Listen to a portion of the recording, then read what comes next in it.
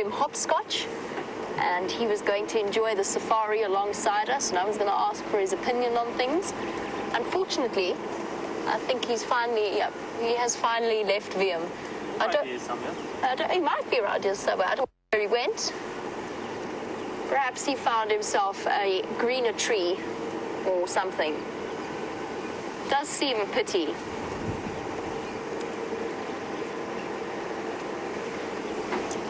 Oh, I think I'm going to go down to Mawati and just do a little bit of a trip through there, since it is so very pretty. Oh, maybe not just here. Not if we were struggling with signal so close to Twin Dams. We'll hold off on that plan. We'll try it a bit further up the road. While we continue on our way there, Genevieve actually asked James a really interesting question that I've been thinking about while we were sitting with those buffalo. So Genevieve, who's watching in New York, I thought your question was a brilliant one about whether we've ever observed anything or learned anything from animal behavior that we have then gone on to apply in our everyday lives. And it's a brilliant question. I would love to know. I think the biggest one for me is that constant observation and trying to read body language of not just animals but people as well in my immediate surroundings. That, of course, is how animals communicate. It's what we spend most of our day-to-day lives doing. Let me just go through this dip.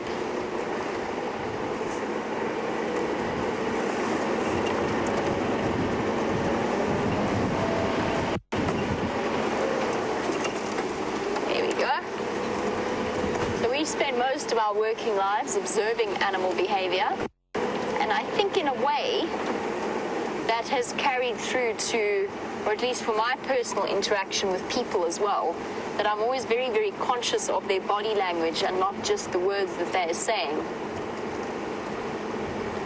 And then I thought about other things, the resilience of animals in the face of food poison or potential food poisoning, and how incredibly fragile we have become as human beings. I mean, I grew up in a city with everything very sterilized and clean, and it's only in moving to, not only, but it's especially since moving to the bush and moving out of the city and spending time in some good clean dirt with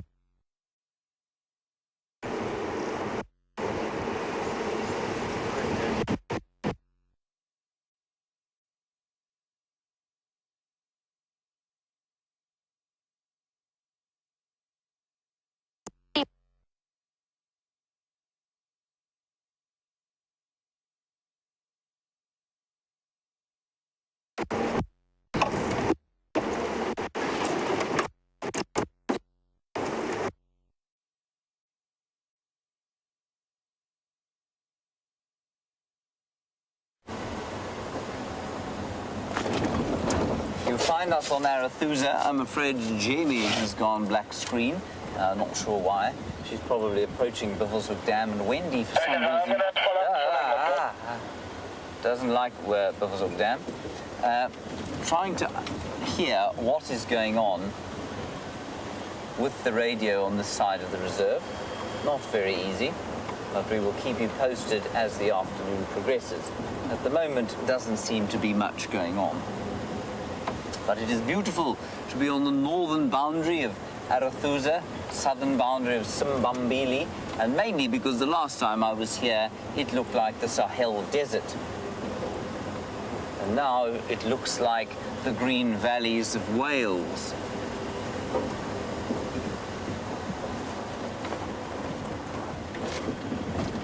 Hello, Christy. Nice question about the boundaries. You say, why are there boundaries? Surely we just share the land between each other. Well, Christy, no, unfortunately, that doesn't seem to be how it is. And that's largely because human beings, of course, are very what's the word, Brian? They're very keen to own things. And of course, once you own property, then you don't want somebody else on your property, and then they in turn don't want you on their property, and you have this complicated arrangement where people don't want each other on each other's properties, and then they go through complex arrangements of negotiating traversing rights depending on how big their properties are. And so that's basically what's happened here in the Sabi Sands, where there are hundreds, literally, of different individual landowners, some of whom, of course, have extremely strained political relationships with each other, others of whom are very friendly and they have very kind of gentlemen's agreements over their traversing. It's all so complicated. WildEarth tends to keep its nose very clear of any of that stuff. But basically, because it's not government land and it's broken up into very small pockets of land, all privately owned, that's why there are boundaries we're not allowed to cross, but the animals can. The other reason, of course, and it's quite simple for WildEarth, is that we can't go everywhere. Even if everybody said, you know, you're welcome to drive anywhere you want, we couldn't do that. Look at this glorious mud. Brian, is it not glorious? We couldn't go anywhere we want because, of course, the broadcast range of our vehicles and the towers that we have is limited to a certain extent. And while we could certainly cover the Sabi Sands and broadcast equipment, we don't have the infrastructure at the moment to do that. There is some glorious, smelly, delicious mud. If I was a warthog, I would be lying down in this mud right now, given the heat.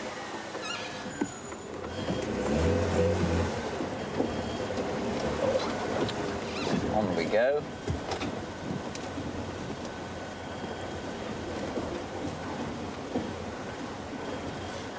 Now, hello, Lady Macbeth. Your question dovetails very nicely with the last one about private property. And you want to know about controlled burning, and is there controlled burning in the Sabi Sands? Well, yes, there is. But because each landowner thinks that he's a bit of a conservation expert, and in some cases they are, in some cases they aren't, and because there is such an enormous variation in what's the right thing to do and what's the wrong thing to do, what you find is that the burning regimes on the different properties are very different. So some people don't burn at all, some people burn once a year, and it's all very difficult to kind of maintain a one big picture in the Sabi Sands. Whether you should or shouldn't burn, I think, well, I think there's definitely a very strong case for it every so often, and some people certainly burn.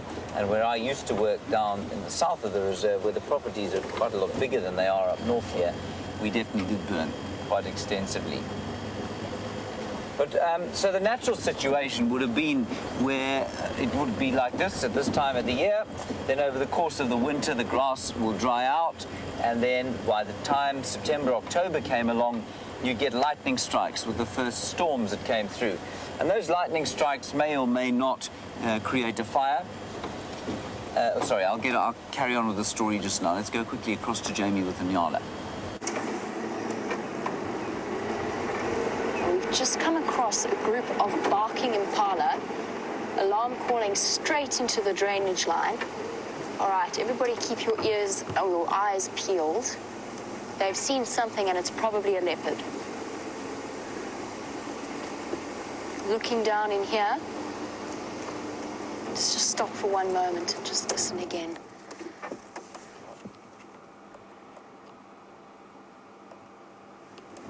They were looking right where we're looking.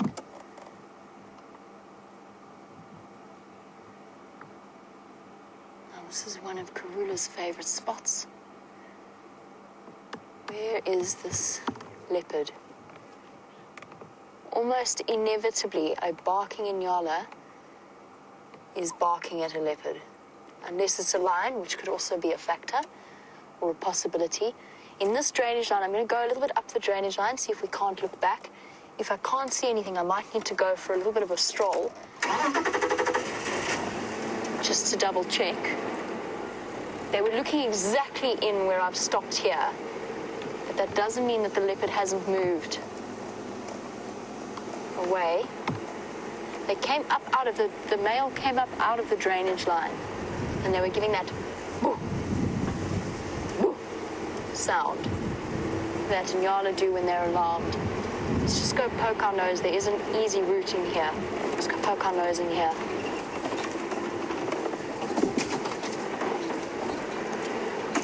It's the wonderful thing about leopards in the afternoons is that they do move about far more than the other big cats.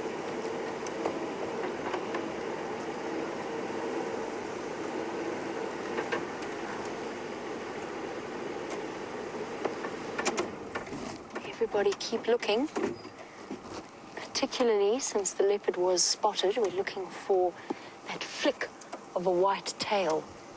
The underside of the leopard's tail is the part that shows through the most clearly, even though they are very, very cryptically colored.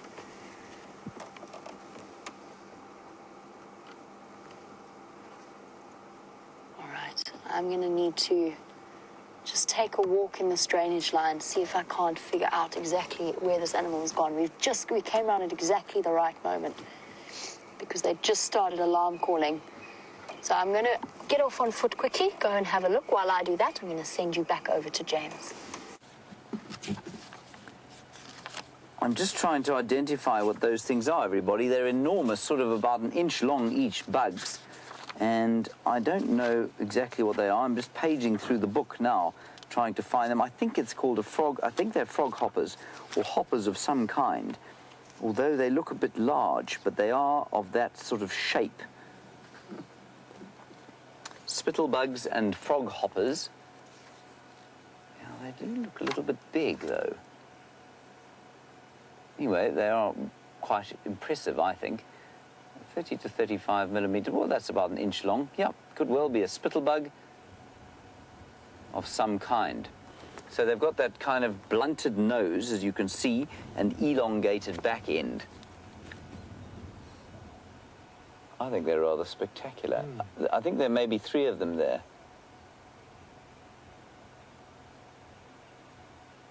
Was it just 2? With the, maybe 2 with a much smaller... Ooh, there's a third. There's a third. Look at that. Maybe they're beetles. Oh, that's another mating pair. This is unbelievable. And let me just keep looking quickly and see if I can't find them. I don't recognize them from the book, and I have looked through it very often. The way they were flying there made them look a little bit like beetles, rather than, oh, there it is. Ha, exactly. It's a giant jewel beetle. Did you see the way they were flying there? The elytra, which are those things that are sticking out there, are sort of, front wings have been modified into a shell. That's what made me think that they were beetles then. This is brilliant. Adults clumsy flyers, it says. Well, I mean, when they're carrying one another, I suppose they must be. Brian, that is spectacular work. That is so awesome. So here you go. That's what they are. A giant jewel beetle. Brilliant. Adults clumsy flyers, it says, often seen around the flowers of acacia, which that's a knob thorn, and female lays very large eggs in soil or simply drops them on the ground. The giant jewel beetle. That is absolutely brilliant. Marvelous. Well done. Good job, Brian. Thank you for tracking those. Highly skilled. Of course, most of you will now feel nauseous, but that's okay. You managed to see a giant jewel beetle in flight. Now, just up ahead, I'm reliably informed by Cedric, there are some elephants. Oh, I wouldn't mind catching one of those, I've got to tell you. If it comes anywhere near me, I think I will catch it. No.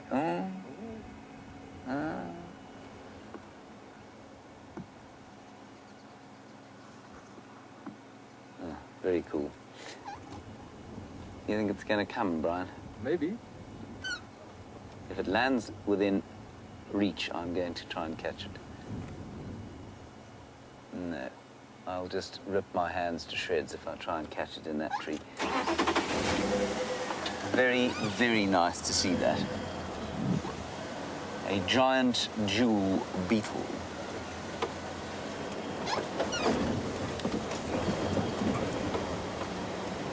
There's another one.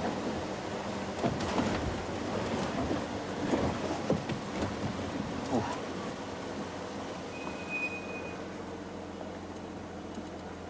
Cindy, in North Carolina, you want to know if we get caterpillars? Sorry, I just want to see if this thing lands, because I think if we can get it close, it'll be really impressive.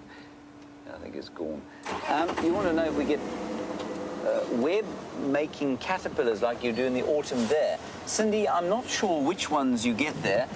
We certainly get some, not web-building, but certainly silk-producing caterpillars out here. And I'm just trying to think of an obvious one. I think most of them produce some kind of silk, and certainly, but nothing that builds a very obvious web. Most obvious sort of home-building caterpillar we have out here, something called a bagworm, which makes itself a nest of sticks. We had one in camp the other day, actually.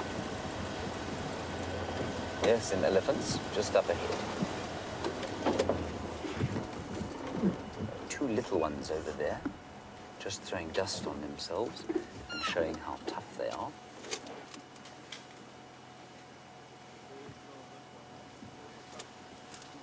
Beautiful. So we're now quite deep into Arethusa, and so you know, while the elephants do move around a lot, at the moment we've been seeing fairly regular groups. We have been seeing fairly regular groups on. Just going to move my microphone slightly. Seeing fairly regular groups on Juma, and that female with the third missing from the bottom of her trunk is a good example. Those three young bulls are a good example. And so whether or not I've seen these before, I'm not sure. Let's move a little bit forward.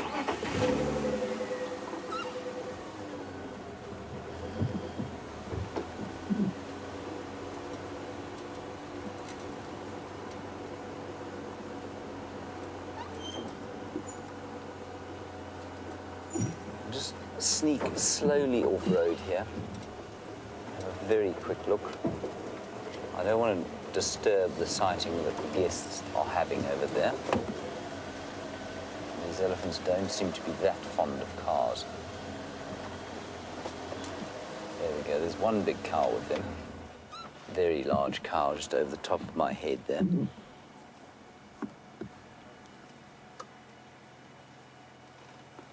But I'm not going to go chasing them through there. It is quite thick in here.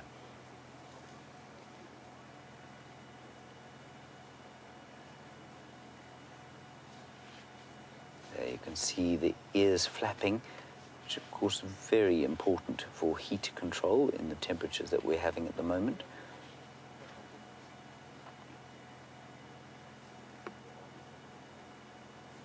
And what that does, of course, is it allows that cooled blood to flow into the most important organ in the body, the one organ that you cannot possibly afford to let get too hot. And that, of course, Brian, is the brain. Correct. Well done. The brain.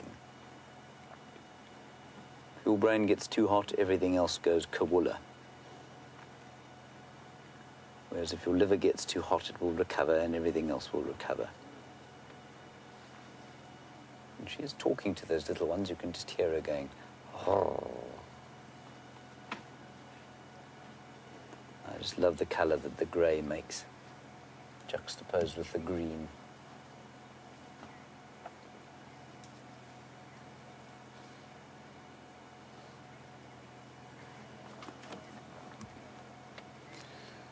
Hello, Wolfgang.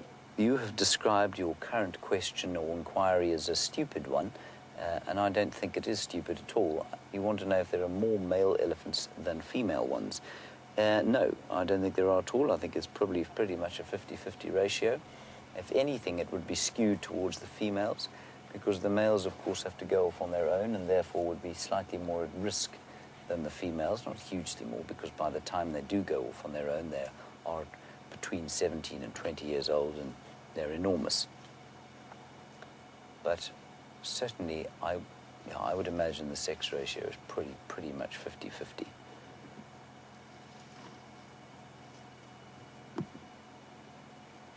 can see them loving the grass, just eating and eating and eating this fresh greenery. None of them seem to be picking leaves off the trees or eating the bark like they were 2 or 3 weeks ago. And that's as it should be for this time of year. You might also be able to hear that wonderful slapping sound of the ears coming back onto the body, also slapping off flies that are bugging the elephant.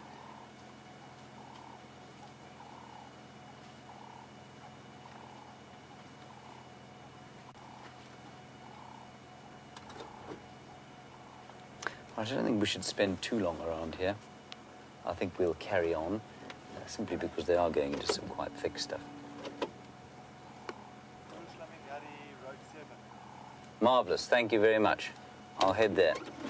Cedric's just telling me that there is another herd of elephants not too far from here, so I think we'll go there. And while we do that, let's go and get an update from Jamie and her tracking. Well, that was relatively unsuccessful on my behalf.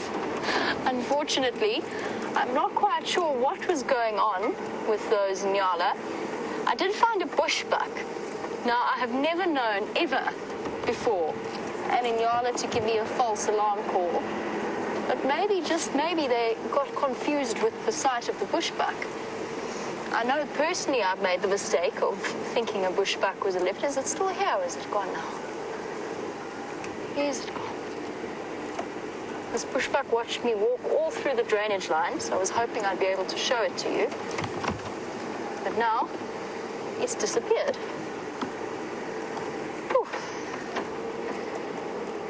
Oh well. I'm still not entirely convinced, however. I've never experienced a false alarm call from Inyala. I walked down, I couldn't find any tracks.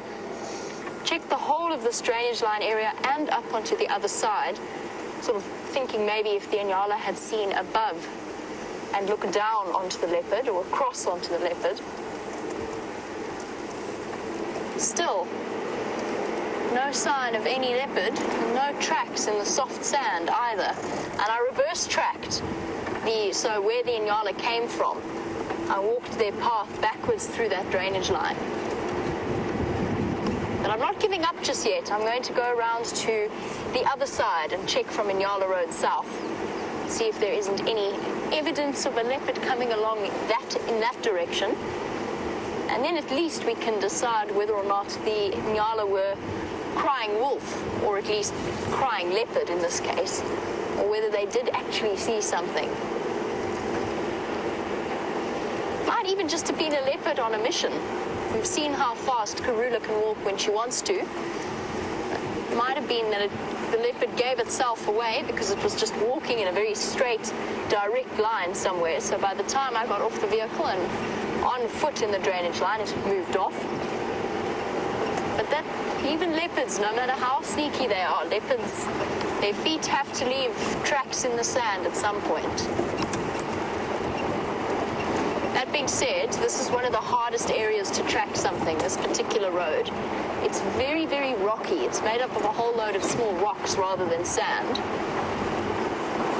And it's almost impossible to track an elephant on that kind of substrate, let alone something as light-footed as a leopard. Let's go check around the other side, see if we can't spot something from there. Not giving up just yet.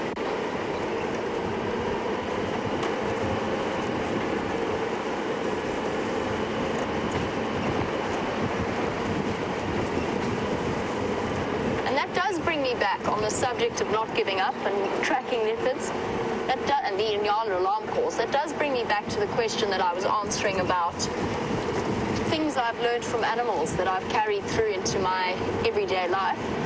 And most importantly, as a safari guide, I would say that that level of observation, of watching and listening for any sound, anything out of the ordinary in the bush, is something that I try to implement anywhere I am. And it's actually something that I have difficulty turning off whenever I go to a city. You're so constantly aware of the sounds around you when you live out here. And they play such an important role in your day-to-day life. And And this is what happens when you start focusing too hard on leopards. I'm pretty sure I've seen a leopard rock. I don't see it anymore though. No, it's my imagination playing tricks.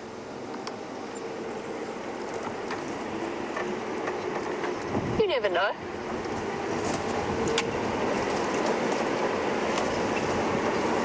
Stranger things have happened.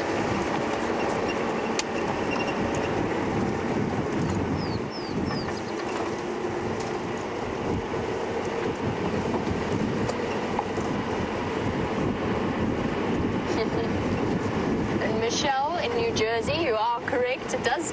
We do know that Karula, of course, is capable of flying and not leaving any footprints anywhere when she wants to, or at least that is the impression that she gives off to us. She does seem to be able to take off into the sky, especially when crossing roads. You can drive down a road at slower than walking speed, looking for that cat's tracks when you know she's walking in that direction. And if she doesn't choose to walk along that road, you won't find where she's crossed. She's so capable of ducking across quickly.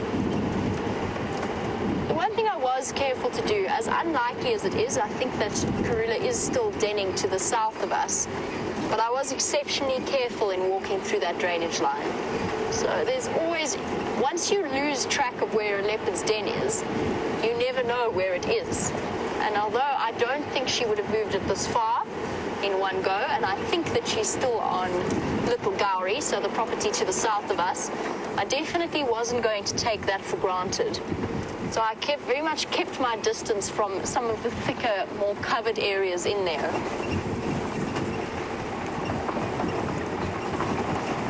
So, somewhat for my sake, but mostly for hers. I don't think she'd be terribly impressed to find me there. But as I said, I do think that is unlikely. I just don't know for certain.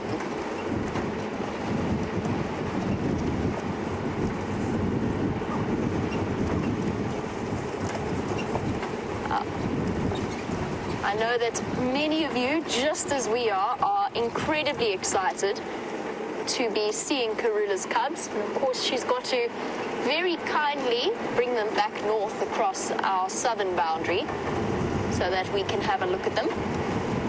But most importantly, I think that we can really start getting excited now because they are getting to that age where they're going to be moving out and about a little bit more with Mom. And that prospect is something that is, I know I personally am beyond excited to see them. I had one very brief, very accidental glance at her once on Gowrie Main on the southern boundary between game drive times and her new cubs. That was back when she was denning in that little culvert on a main road, on a main access road. So I did see her very briefly then. And what a brief little sort of ball of fluff I saw made me exceptionally excited. And then, of course, not only do we have the prospect of Karula's cubs, but we also have the prospect of Shadow's cubs when she decides to, or when they're old enough to be brought out into the big wide world out there.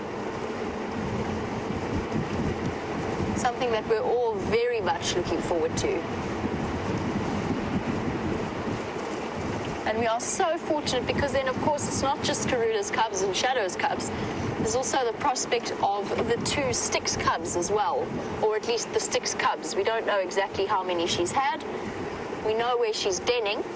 They did find her den site. That den site is now closed to other vehicles, so there's no game drive vehicles allowed to follow her in there. But she's also got brand new cubs for us to look forward to. I'm just trying to cover this bit of ground quickly to get across to Inyala Road South, which is the road that runs on the other side of the drainage line that I just walked in. And there's lion tracks in this road, but I think these are old. These must have been from this morning.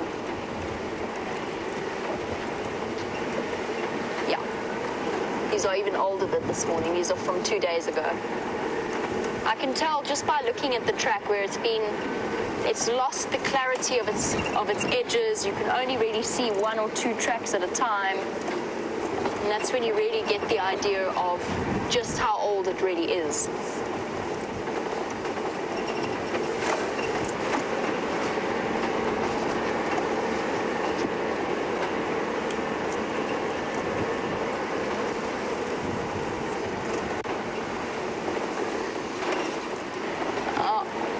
We've had some extraordinarily good luck with leopards and lion sightings recently. Leopard, of course, being the more retiring of the two and the harder for us to find. Although I'd say we've done relatively well over the last few days. But Matt was wondering, why are leopards and lions so common? Matt is watching all the way in Nashville. Why are they so common, and why don't we see, for example, more of the other types of cats, for example, cheetah? And Matt, the reason behind that is, first of all, leopards and lions in general are more common than cheetah. Their numbers are higher. And second, and most importantly, in this particular area that we are in, this environment is not the perfect, it's not really the best ecosystem for cheetah. And that, combined with the fact that there are this many or that many lions and that many leopards, the cheetah are actually outcompeted. So cheetah fall right at the bottom of the big predator hierarchy, right below lions, hyenas, wild dogs, leopards. They're right at the bottom of that group. As such, they are often outcompeted and bullied and quite often killed, especially by lions, in areas where those animals are in high density. So they try and avoid them and move about the outskirts. That being said, when we do start to traverse on cheetah plains, which is another really, really exciting prospect, having discussed the cubs, now we've got the possibility of extra traverse area and a new place to go and explore. The cheetah plains has got big gabbro clearings of just grassland, and sort of grassland mixed with a couple of shrubs every now and again, so that a cheetah can sneak up to its prey and yet still have the open spaces to utilize that incredible adaptation and specialization they have in terms of speed. So Matt, we should be seeing, fingers crossed, we should be seeing more cheetah very, very soon. Maybe even to the point that we'll be able to start to really get an idea of their different characters.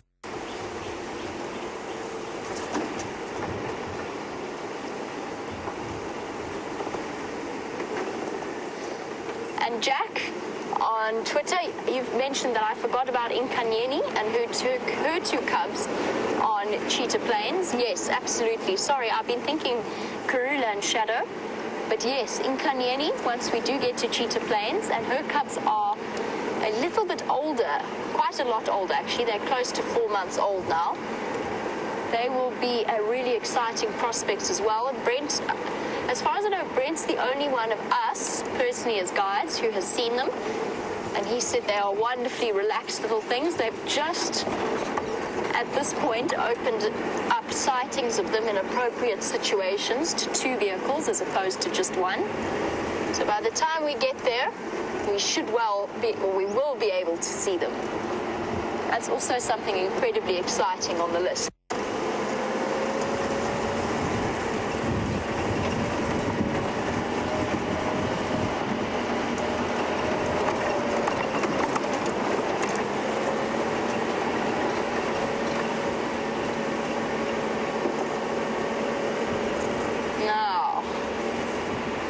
Continue a little way along here, we should come out almost exactly opposite to where I went in walking to that drainage line. And again, checking really carefully for tracks in the sand, and as well as down.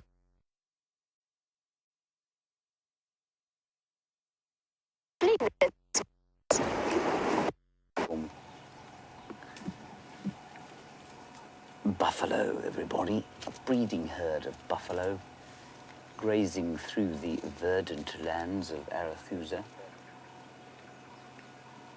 And just behind them there's a herd of elephants, but we can't see them at the moment. We have been told that they're around here.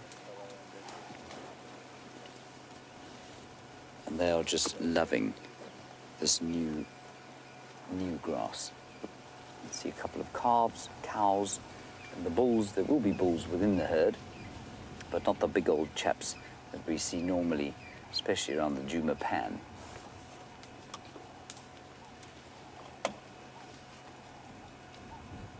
So we haven't come too far from where we saw the giant jewel bug and then the elephants. And we'll stick around here for a while and see if we can't find the elephants as well. There they come, Brian. You won't see them yet. They're just behind this bush. The elephants are coming north. Can you see them there? Brian's got them, obviously. Brian is a genius.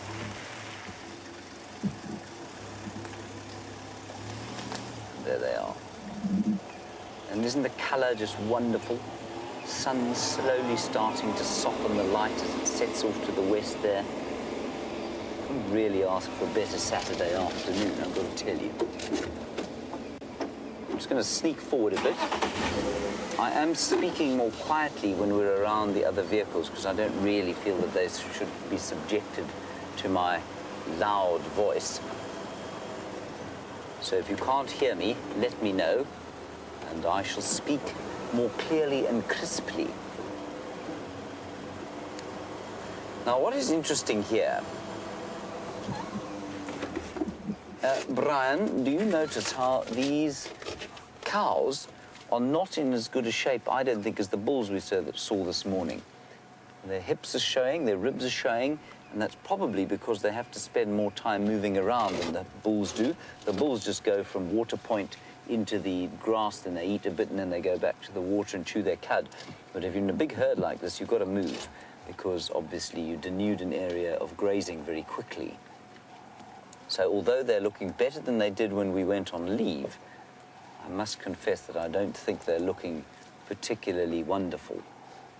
Just a bit ribby, you can see there, a bit hippie. And of course, for the females, well, this is pretty obvious, as you can see there, just behind this cow. There's a little baby just behind that bush. There's a calf and playing around. And of course, so the nutritional demands on a cow, there it is. And the nutritional demands, as you can see there, far higher on a cow than they're ever going to be on a bull. That's new. That's a very new calf, probably about a week, maybe 2 weeks old. Isn't that sweet? That's very sweet. And just in front of us now, Brian, is coming an elephant.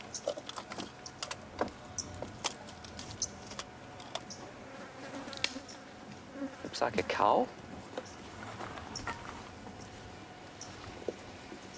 And Brian's just going to turn on the VR rig.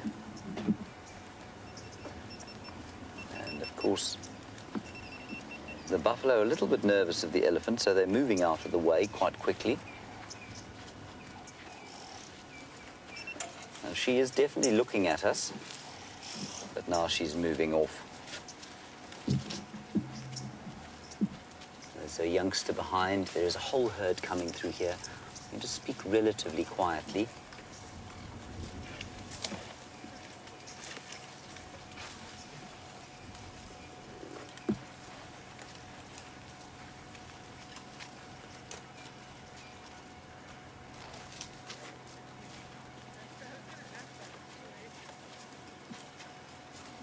Beautiful, just really stunning to see them all together like this.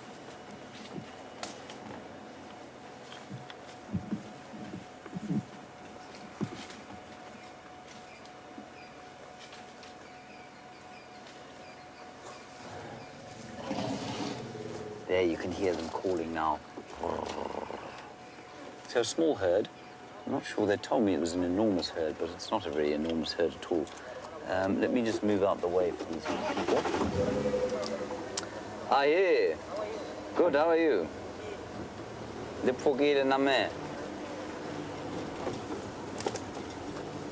All right, so let's quickly go across to Jamie. She's got something really fun to show you. Linking. We have one very warm Natal spurfowl or Franklin, and I think that's what she's trying to do here, is cool down.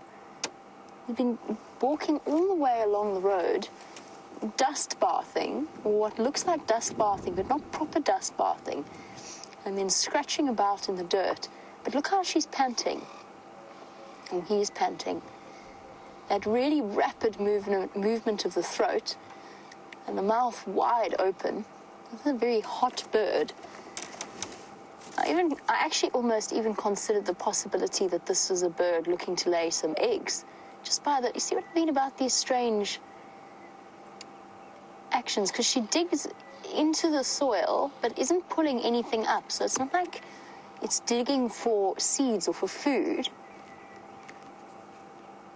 And not really throwing the dust over the shoulders or the wings in the way that a normal dust bathing bird might usually do. Which sort of is what made me think possibly trying to cool down, or even consider the possibility of looking for a spot to lay. Oh, there we go. Maybe it was just a dust bath. You see the clouds of dust that just went out of her feathers. Actually, it's probably his feathers. I need to look at the spur on the back of the legs to be able to tell you. If it's particularly pronounced, then it's a male. If it's not so pronounced, then it's a female. Here we go. Process being repeated, or are we done now? It looks like a male, just looking at the spur that I can see there.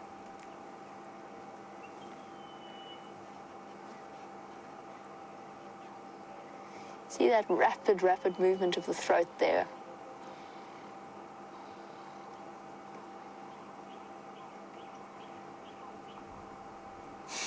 Here we go again.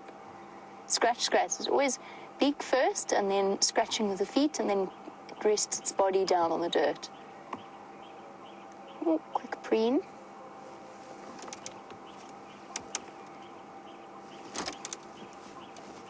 Amazing how this whole process has repeated since I first spotted it, all the way up the road until now.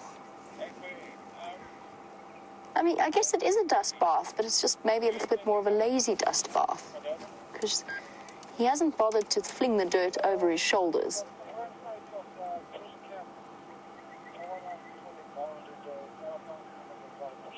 All right, are you done now, Mr. Spurfowl? It's now time to go off in search of grass seeds and other variants. There's one other possibility, and that might be that the spurfowl was picking up tiny, or searching for tiny little rocks to swallow. It's one of the ways that birds, because they don't have teeth, obviously, so they can't chew. So it's one of the ways that they're adapted to compensate for the lack of teeth. And that's to swallow a couple of tiny little round stones that then sit in the bottom of the stomach.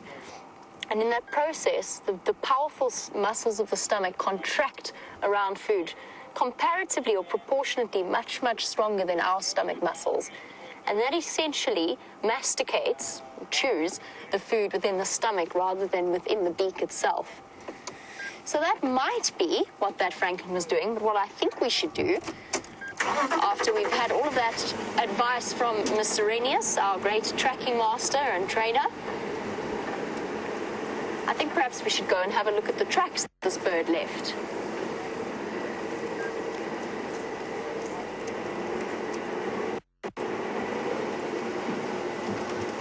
Will you be able to get from there, Vian? Oh.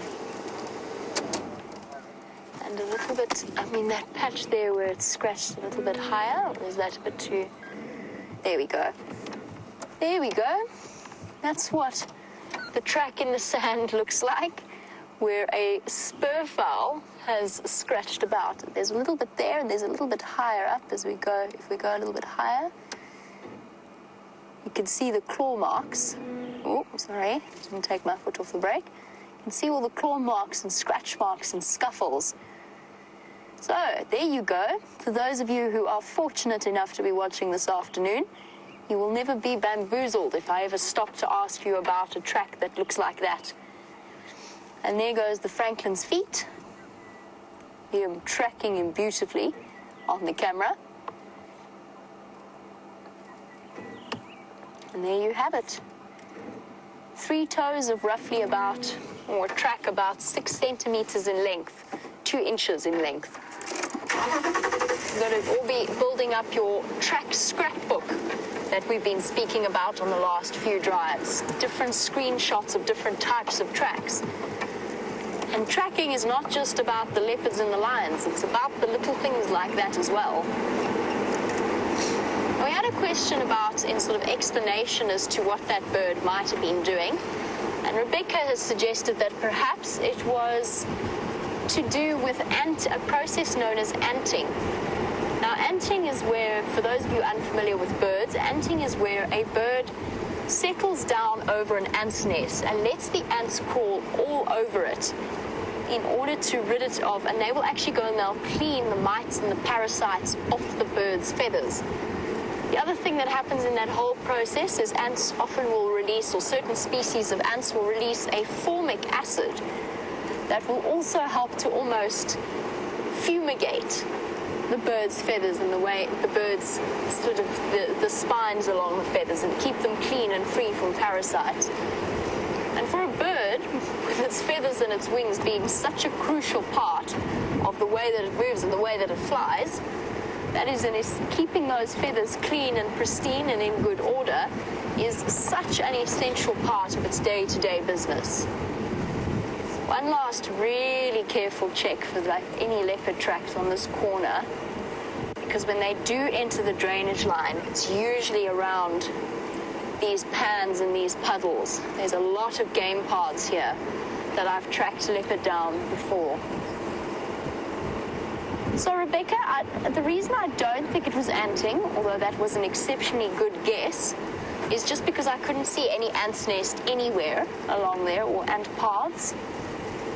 And in fact, I couldn't see any trails of ants either, or bits of sand that had been dug up from underground.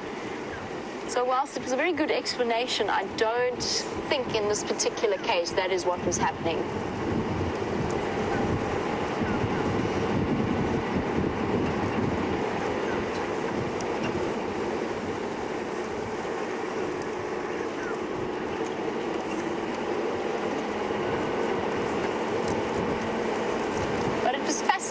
To witness, nevertheless.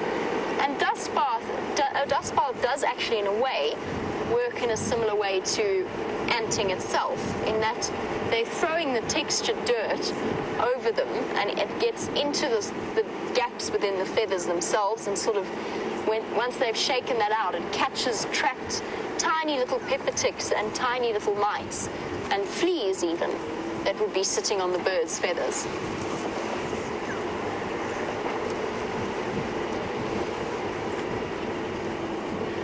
Continue with my original plan, since there's no sign of any leopards walking here at all, and I feel deeply, deeply betrayed by those Nyala.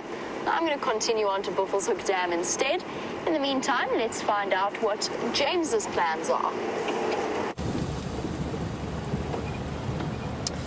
I'm afraid those elephants disappeared, but there are apparently reports of others all over Arathusa, and we're not too far now from the Arathusa Dam, which is good news.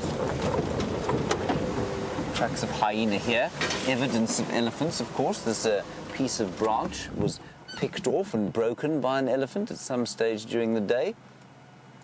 It's even scraped some of the bark. You see that, Brian? Astonishing stuff. All right, let's carry on before the excitement becomes too overwhelming for us. Well done, Brian. Stout fellow.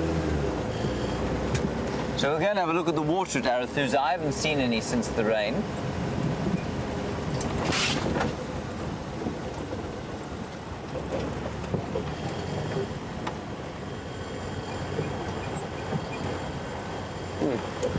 Interesting question from Kathy here. So many of you would have seen the SafariLIVE story that we put out on that elephant with a hole in its ear that initially caused trouble with Scott, then it caused a bit of trouble with me. Jamie's had some trouble with him, and then Brent very nicely rounded off the story by sort of having an experience with him. And Kathy, you want to know, once he's crossed that line where he becomes sort of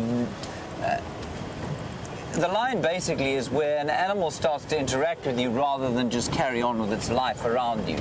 And that elephant has crossed that line. You want to know, will he ever be taught not to cross the line? I think to a large extent, we saw him yesterday and he didn't cross the line again. He sort of kept to himself. And I think to a large extent, there's an Impala, which is now running away. But Kathy, to a large extent, yes, it is possible. I think if he learns that vehicles are not going to tolerate him. Certainly, Brent banged on the door once or twice and he went away. I reversed at him once or twice and he went away. So I think once he learns that that's going to be the case and that we won't really tolerate it, yeah, I hope that he will learn the lesson. The other thing, though, is that I think he was coming into must, and he's certainly in full-blown must now. We did see him yesterday dripping profusely between his legs, which is, of course, the clearest sign of must. And so when he initially touched Scott's vehicle, it's quite possible that what was happening was that he was going into must, that he was in a sort of proto-must, if you like, and that could well have been the reason that he did that. His approach to Tara Piri, which was last year, is a little bit more interesting, but it's also not unusual because elephants do investigate women, especially if they happen to be menstruating. Elephants are renowned for being able to sense that, and they will approach women if that is the case. So that's quite interesting.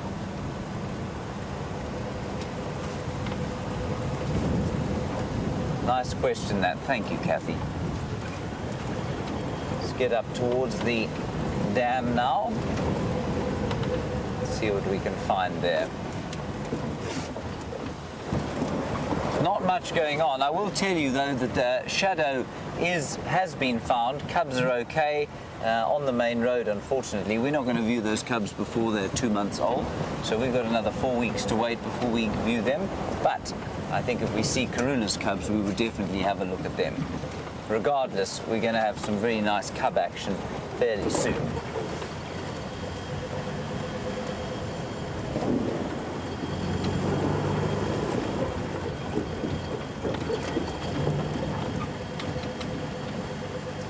So, Debbie, your question, you're in Vancouver, and it's a very good question, is if, 2 months old, would Karula start moving with the cubs? That's precisely why, Debbie, we would be prepared to view them at 2 months old.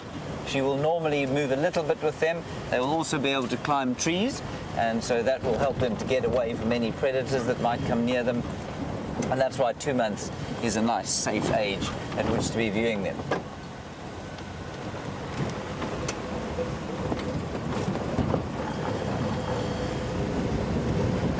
We are now at the water, where there are only Impala and a waterbuck.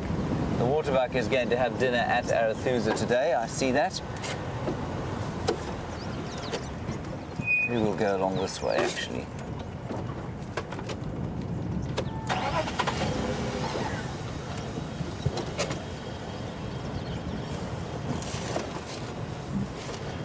Somebody waving at me from the pool.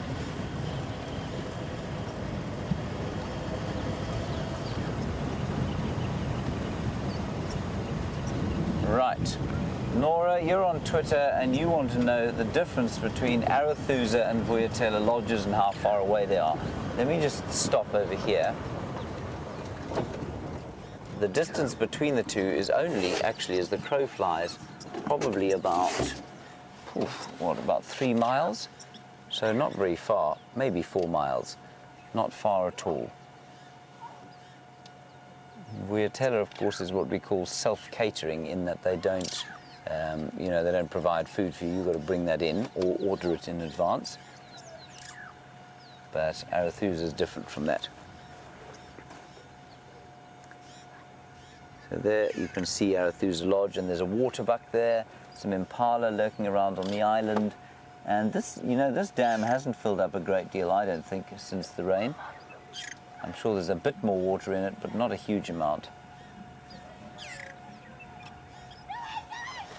And that delightful sound is the sound of frolicking children in the Arathusa pool.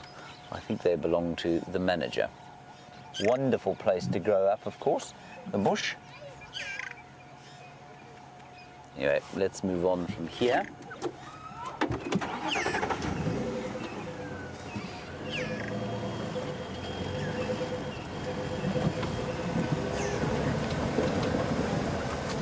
and butterflies all over. You can see as we're driving along here all the different flowers that are producing or exciting all of the butterflies. And Paul Rizzo, you want to know if we can go to the Arethusa airstrip? Absolutely, we are on our way there now. Beautiful monarch butterflies, there's green, sort of mint green vagrants, or migrants, sorry. This is interesting. Just quickly, this young male here was relieving himself on a midden there. You see that, Brian? On a midden just behind. And Impala will often do this. They go to the loo on the same spot.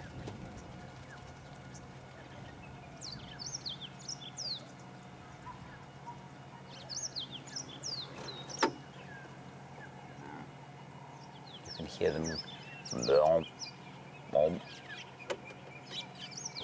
Right, on we go.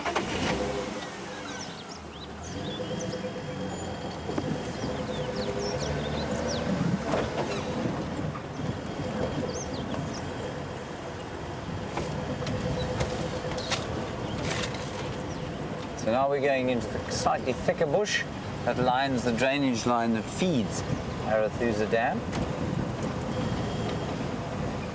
And then we will head towards the airstrip. No sign of those two mating leopards, which is a bit sad. Brian, on the road is a little squirrel. You see him there.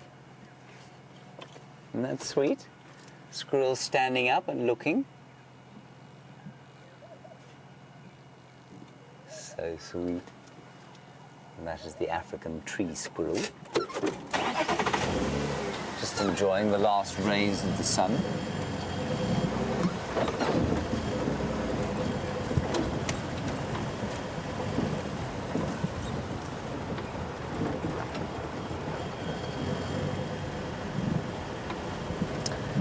Interesting question from Tony here about the leopards.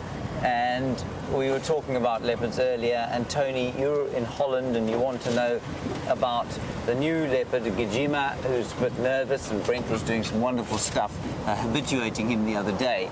And you want to know if he would be able to challenge at this stage for a territory, or is he too young, or would he be able to hang around and then challenge for a territory? As far as I know, there's a bit of controversy over his age at the moment.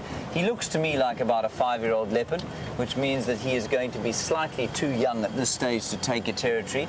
In a year or two, he will be big enough, and I think that it's worth his while hanging around precisely where he is, simply because Mvula is not a youngster anymore, and he is kind of in Mvula's territory. I don't know what I think I saw through there. Bless you, Brian. Bless you, Brian. Blessings. And therefore probably quite a good idea for him to hang around precisely where he is. So in 2 years' time or so, he may well be able to challenge Mvula for his territory. But we'll see. These things so seldom play out the way we think they are going to. Mvula might have another 2 or 3 years in him.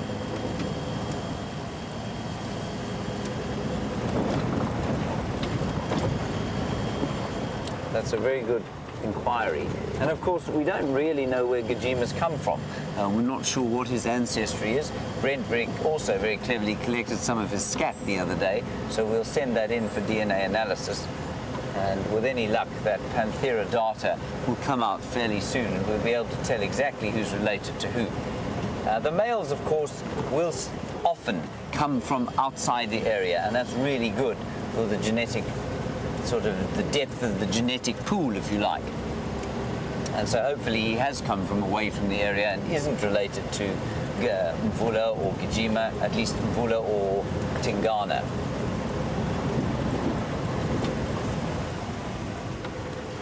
And I mean, likewise, while we don't really want Kunuma and Quarantine to have to go somewhere else, because they are great fun to watch, it will probably be a very good thing if they did go somewhere else, because that would then increase the genetic pool wherever they happen to go.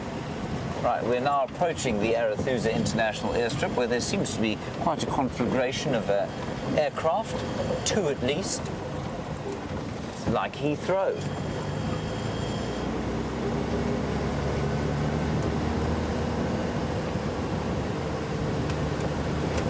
Let's go around the corner here. And Jenny, Debbie in Vancouver, you reckon that we should be looking for jackals on the airstrip? It would be wonderful to see some jackals. Just so few of them in the Sabi Sands here. I'm not really sure why. There's a whole lot of squirrel activity here in this tree. Look, look, look, look, look. Look at them there. Two. Look at that.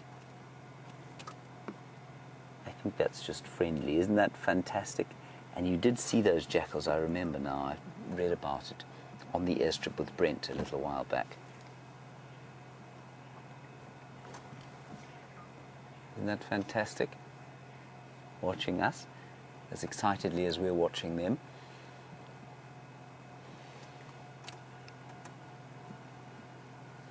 That's a young one. I don't think it's an adult, and I think there's probably 2 or 3 siblings with a mother. Haven't yet gone totally independent. Listen to the birds in the background.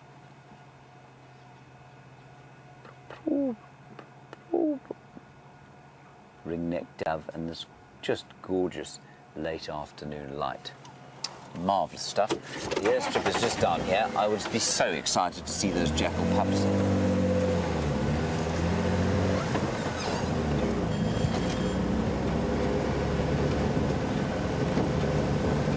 There are 2 aeroplanes on the strip.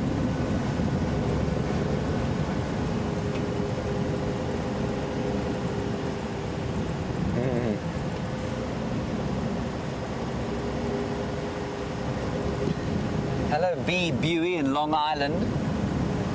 This is a lovely question, and I'd be fascinated to know where it comes from and how you know about them. Cane rats. You want to know about cane rats? Do we get them here? The answer is yes, we do get them here. And you want to know if they're introduced vermin? No, not at all.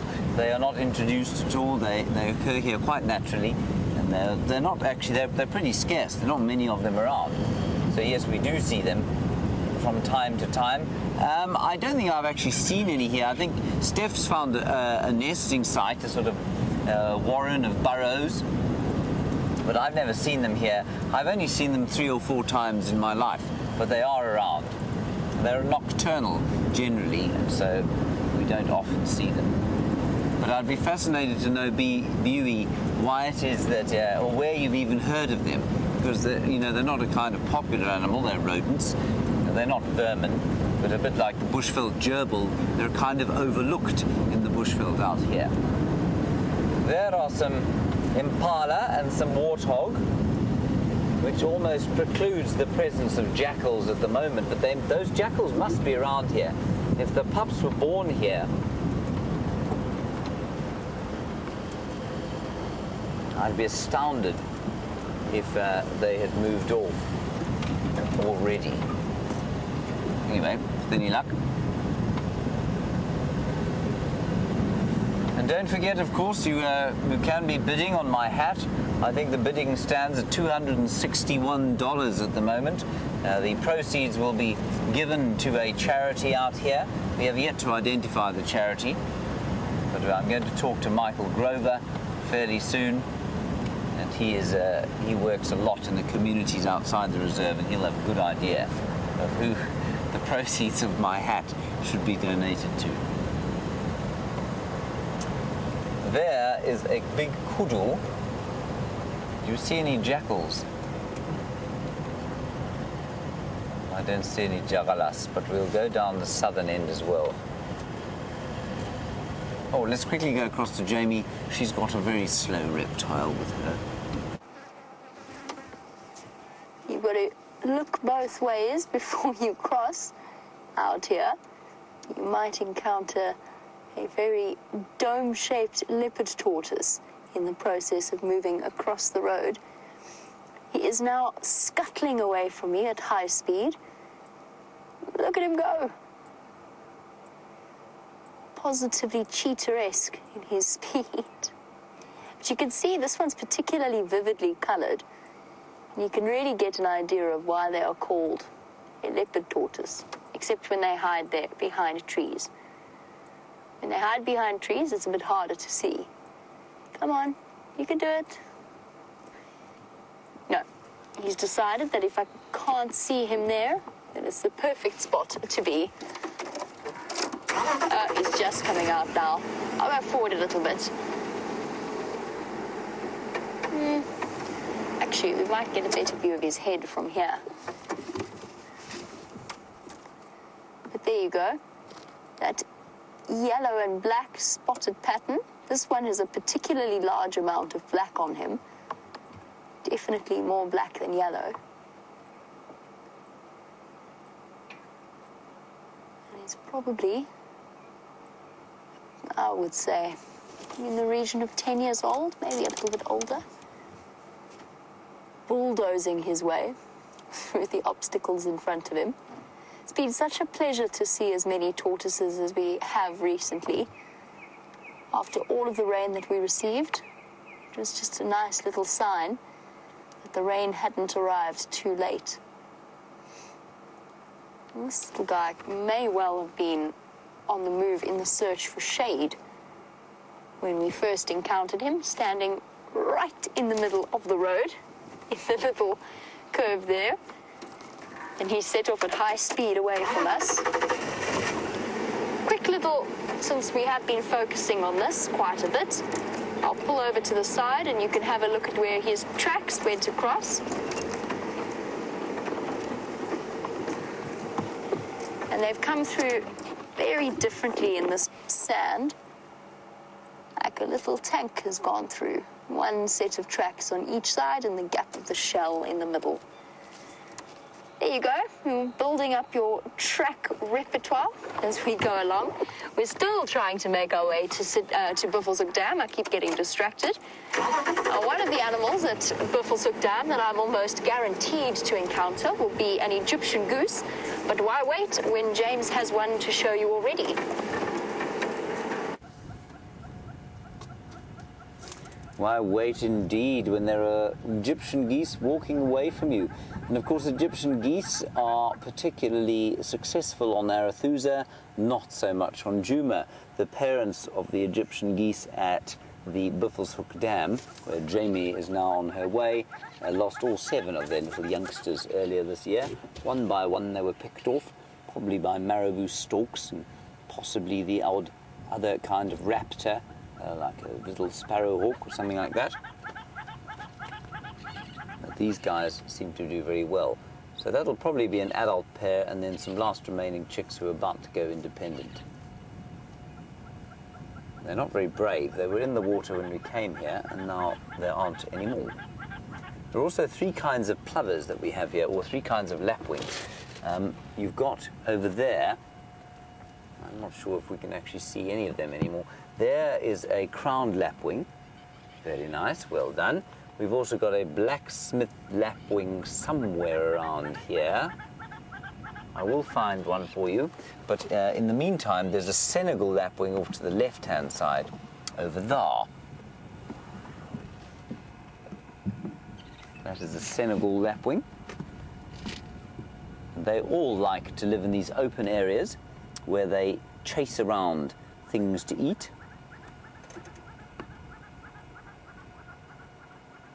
You can see they move slightly more daintily than the crowned lapwing. And interestingly, they don't have a back toe. So you were looking at the tracks of those francolins, which would be roughly the same size as the tracks of these lapwings. But with a francolin, of course, they do have a rear toe because they do fly quite a lot and they don't hunt too much while they're running. But these chaps run after their prey, and that's why they don't have a back toe. So let's go back to another back-toed francolin with Jamie.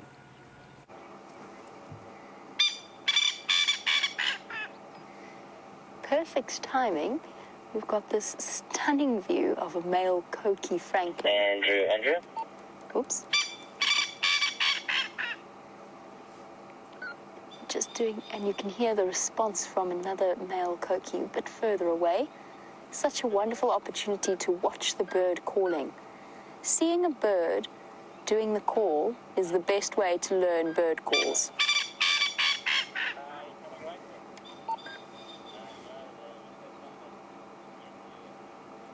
Let's see if maybe he'll do the other part of his call. Oh, he's going to call again.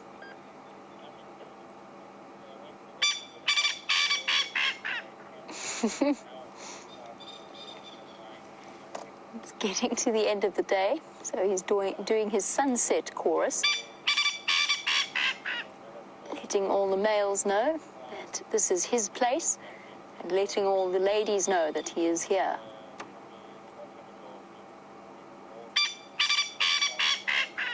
The koki being the only species with that, of at least in this particular area, of francolin or spurfowl with that bright orange head. Oh, and he's feeling particularly vocal this evening.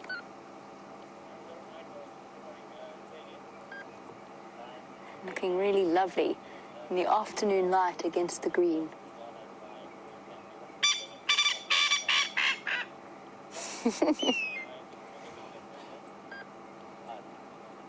He's so enthusiastic about it. You could hear that grey hornbill in the distance. I was really hoping he might demonstrate the other part of his call, which is the koki, koki, koki, koki.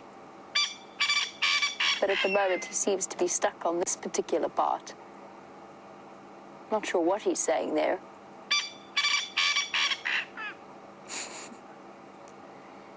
And you'll find that forever after, even if we're sitting in a lion sighting with lions sleeping next to us and you hear this sound, you will forever associate it with this call, or with this bird.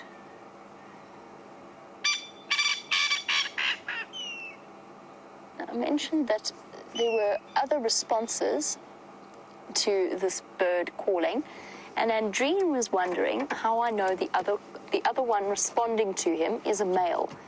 And the answer is, I don't really.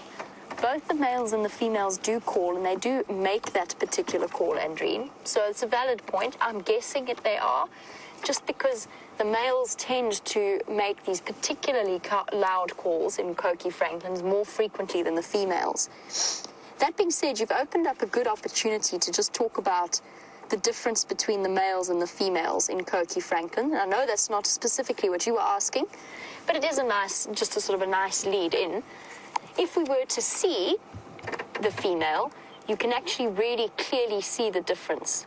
There's the male with his orange head. They describe it in this book as buff. I think I would describe that pretty much as orange. And the female completely different with the broad white eye stripes. That prominent spur. And just because we were talking about the Natal spur fowl and the fact that I was trying to have a look at the spur on the back of his legs. Right, let's go over to James, who has found another little creature for you to look at.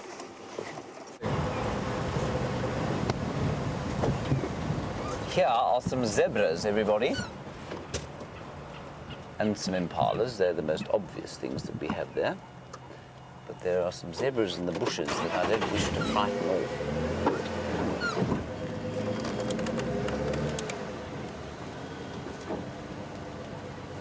There. Just see them lurking in the bush there, walking off, unfortunately to the south of where we're allowed to go. Obviously. No jackal on the airstrip, so I'm very interested as to where they were. And were they side-striped jackals or black-backed jackals? Is what I would like to know, because the side-striped tend to be a lot less confiding, much more likely to kind of move off. And so, yes, they were indeed side-striped. And so I'm not that surprised that they're not there anymore. If they'd been black-backed, much more territorial and much more likely to occupy a clearing for a lengthy period. Lovely golden light on that zebra, and you can see them too enjoying the grass. Bad-tempered, kicking a stick because he tripped over it.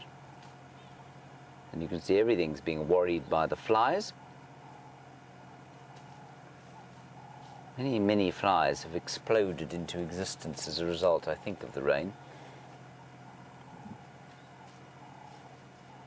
He just looks irritated, doesn't he, with his ears pinned back. And again, you can see how that colour, that black and white colour, although obvious when they're in the foreground, it really does break up the outline of the animal really nicely. And I think that's precisely why they have stripes. There you can just see that little black and white stripe. The impala looking at us through the bush there.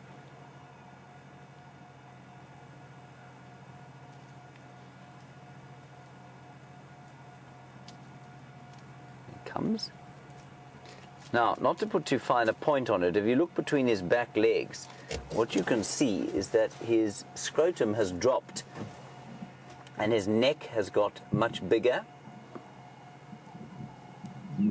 and that's because they're about to fight, and their testosterone levels, and he's horning that tree, you can see that. Becoming territorial. The testosterone levels are now going through the roof. They're going to fight with each other, show how big and strong they are.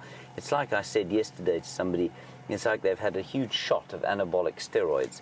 They're getting bigger, more muscular, and that's resulted in all what we call these secondary sexual characteristics. Now, while we watch that impala horn his tree, Wayne, you want to know about whether impala act like white-tailed deer. White-tailed deer, you say, pick their tails up when they're alarmed and when they run away. Do impala do the same? They do, but not as obviously as something like a kudu does. A kudu definitely flicks its tail up and has a brilliant flash of white. So they do exactly the same as the white-tailed deer. This is brilliant. This is incredible. So this is territorial behavior. It's not simply that his horns are itchy. He's leaving his scent on the tree.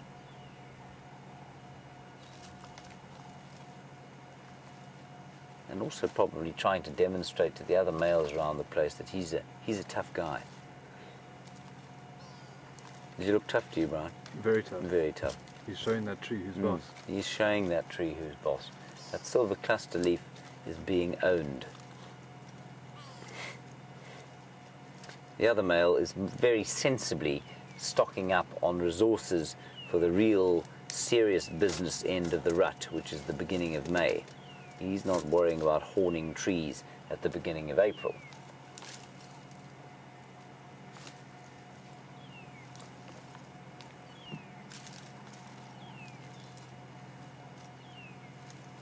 Every so often he stops, you see, and he looks at his mate in front of him as if to say, well, do you see how strong I am?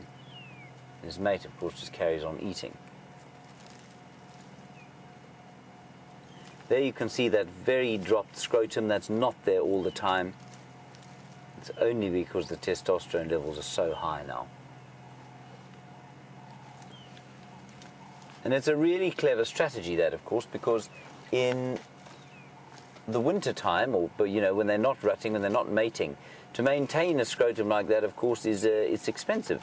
Lots of nutrients go into a completely wasteful set of equipment, and so it makes a huge amount of sense for it to kind of atrophy for the remainder of the year. And in animals where either the estrus cycle is hidden from the males, so males and females, males never know when a female is receptive or not, human beings being a prime example of that, that obviously can't be the case.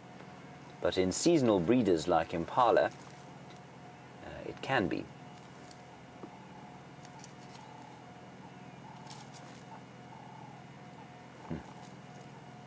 He's going to get himself horribly tangled up there.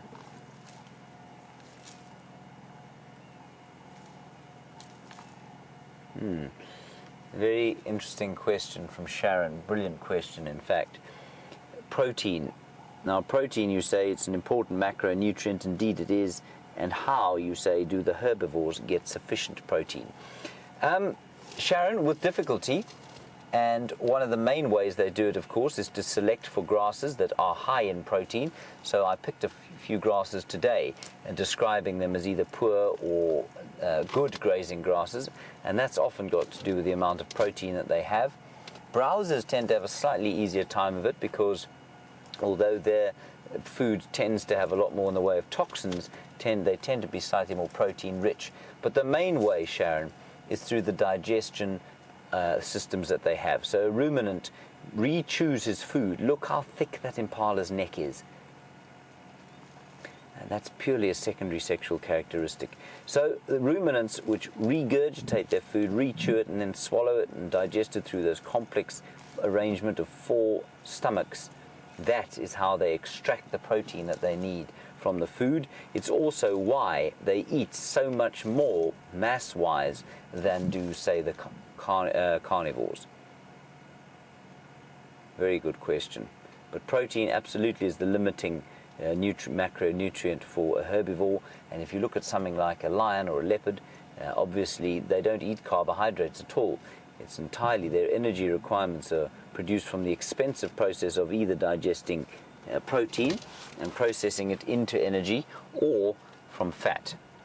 And that's a much more efficient way of creating energy, but it's also why the carnivores do so much more sleeping than the herbivores do. That's a wonderful question. Thank you.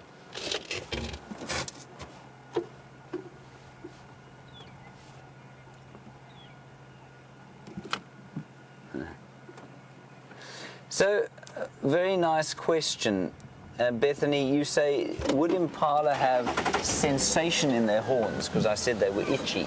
I think to a certain extent. I don't think that they are as numb as, say, well, I don't know, what would be numb?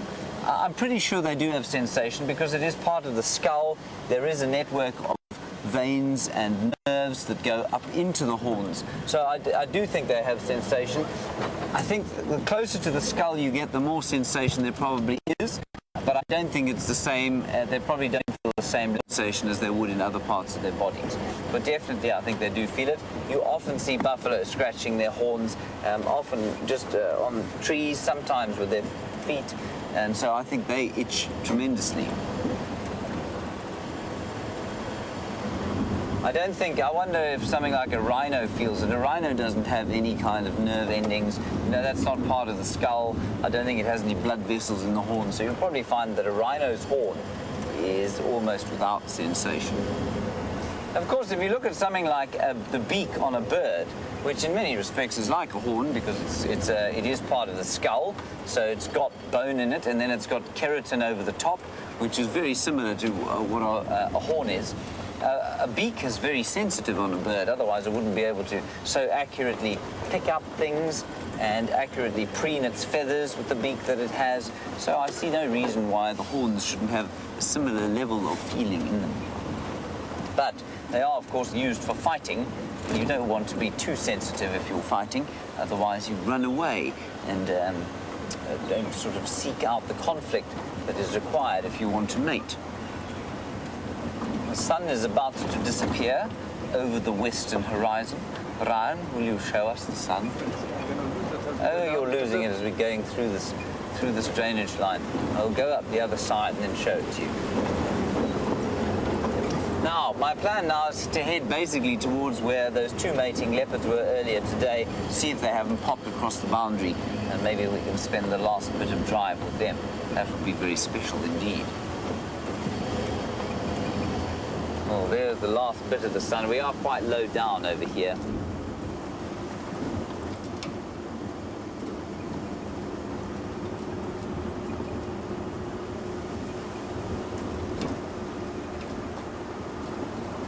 Hello, Kerry on YouTube. One of your questions I can definitely answer. The second one I cannot. Your question is, do I have a favorite time of day? Yes, I do. I think the early morning is my favorite time of day. That very quiet time just before the dawn. That is my favorite time of the day. I mean, I love this time of the day too, but that is my favorite. And then favorite time of year, difficult to say. This time of year is great because the temperature's dropped a bit. It's nice the whole day through. It's not too cold at night, and I think probably this time and then the springtime as well. Sort of October, November into December would be my favorite times of the year out here. But if you're ever visiting, there's no bad time of year to visit. It's always nice. All right, let's think across to Jamie. She's got some dwarf mongoose for you. All is quiet at Buffelshoek Dam, apart from 1 or 2 odd buffalo. But most exciting is this family of dwarf mongoose. Oh, somebody was having a good nibble there on the right. And they really are never cease to amaze me at how fascinating they truly are. Scuttle, scuttle, scuttle. Going back towards the rest of the group that are hiding at the base of this leadwood tree in those holes there. Oh, I can't see any more of them. That's where most of them were when I came around the corner. There goes one into the tunnel. Oh, there's some heads popping out at the back there as well. And dwarf mongoose, of course, experts at utilizing old termite mound entrances and vents that they then turn into a suitable home. What is this one on the left doing? Sniffing for something. Could well be smelling the anal pastes of the rest of the group. Very interested in that particular branch. Yep, there we go. Now anal pasting on top of that scent mark. Now the other one's going to do the same thing. When last did you see a mongoose anal paste like that? Up on its back, right up on its back legs. Oh, there we go again. Very acrobatic. Now, is the second one going to do the same thing? That's a good question. Or is it something demonstrated by the more high-ranking members of the group? Are you going to... Nope, you're not going to do the same handstand combined with the quick anal paste motion. Are the others? Because they're all sniffing there as well. I wonder if they've only just moved into this particular burrow, or moved back into this particular burrow, and are now finding good places to scent mark. Yes, I'm talking about you.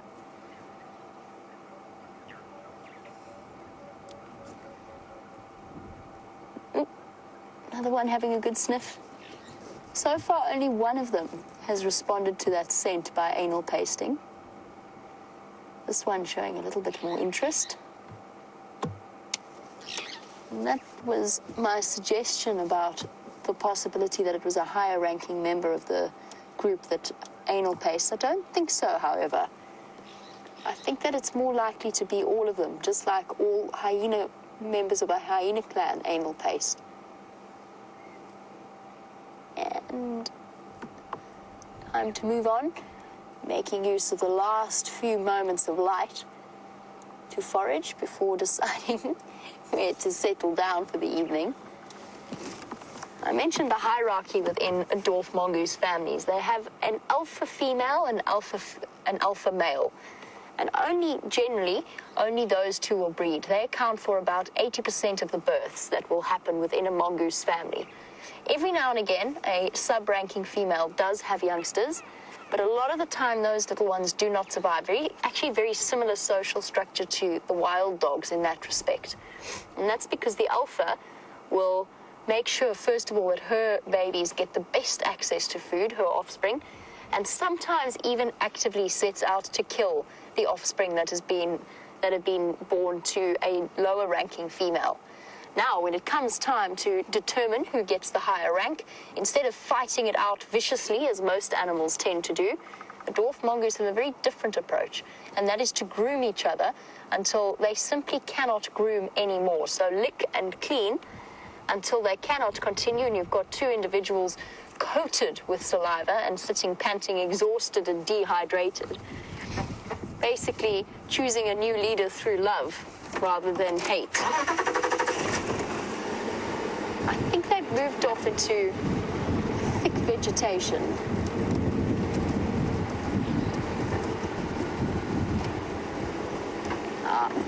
That was the first time, and this is going to sound really strange, I was almost tempted to go and sniff that branch that was marked, but I don't think I'm going to. Just to get an idea of the different smells and learn about the different smells in this area and what each different smell means. But that is the first time I've ever managed to capture a dwarf mongoose scent marking on a branch. And Deborah was saying this is the first time that she's ever seen this. Deborah, of course, being our self-proclaimed armchair traveler and one of our very regular viewers. She was wondering if perhaps, or whether or not all mongoose species do it, or if it's just the dwarf mongoose, because she said that she's never seen them do that before. And the answer is all mongoose are capable of anal pasting like that. Some might be less inclined to do it than others. Some don't necessarily live in set burrows in the same way that little families or businesses of dwarf mongoose do. So, for example, the yellow mongoose spends a lot of its time above ground, much bigger, much stockier mongoose, not one that we see here. I wonder what startled those, Franklin. I'm not investigating just because I think that they were busy having an argument with each other. So, Deborah, all mongoose are capable of doing it. Genets are capable. Honey badgers are capable of doing it, and civets are as well.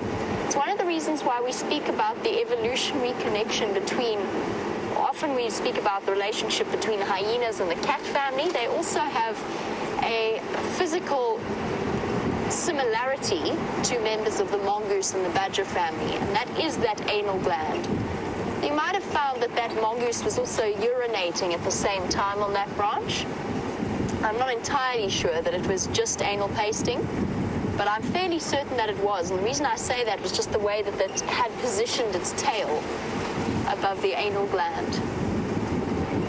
So they all have them, and they all will anal paste, but they might be for different areas. Some might mark out territorial boundaries, whilst others are marking the burrows themselves as a message to others.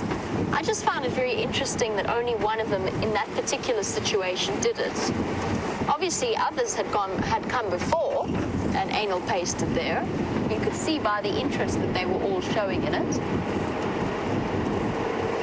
But it was interesting that it was just the one. I'm slowly making my way back to the area where those alarm calls were coming from, just in case those Inyala were not, just in case those mongoose were not actually crying leopard and that there was something there.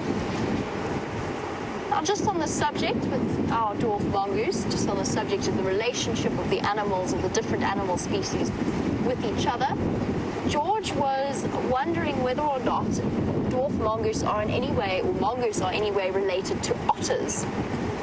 And I can very much see what you mean in terms of body shape. That was probably a little bit too much to ask. I was going to try and get that puffback shrike on camera, but it dashed off very quickly. So, George, you were wondering otters and mongoose. I can see the similarities that you mean. However, they are if they are related, it is via a very distant ancestor. They are a completely separate branch. And I'm trying to think which family the otters fall under and whether or not it's connected to, for example, the honey badger or the mustelids family. But not as far as I know. I think they are completely separate in their classification. But I'll double check that for you, George. I'll just have a check and see. Got books on the evolutionary relationship between the different animal species. Now that is an animal that we would get exceptionally excited if we ever saw here. Of course, not really a possibility. We're not around a river system, but they do occur in the Sabi Sands and they do occur in the Kruger Park. We get the Cape clawless otter. They are fascinating little creatures. I went to go back to visit, while I was on leave, I went to go back to visit a very close friend of mine who happens to be mommy number 2 to our dog. I went to go, this is just very pretty, I thought I'd stop for the view since we are here. I went to go back to visit her, and it was a reserve where an otter had been rehomed from a place known as Free Me in Johannesburg, which is a rescue organization. And this otter had been brought to the reserve and released into one of the river systems. But because it has been hand reared, it actually turned quite terrifying. And eventually they had to, when I went there, I conducted a walk for some of the guests, and I was told emphatically that I was not to walk anywhere near this otter, and that if I saw it coming, I was to turn around and escape as quickly as possible. At that point, they were more frightened of the otter than they were of the lions on the reserve moving through the area. It just goes to show. Ours is still fine, perfectly happy, living completely on its own. I'm on my way back towards our Nyala Road South area where I heard those alarm calls. We do have this beautiful view of the sun. It seems as though James has got one too.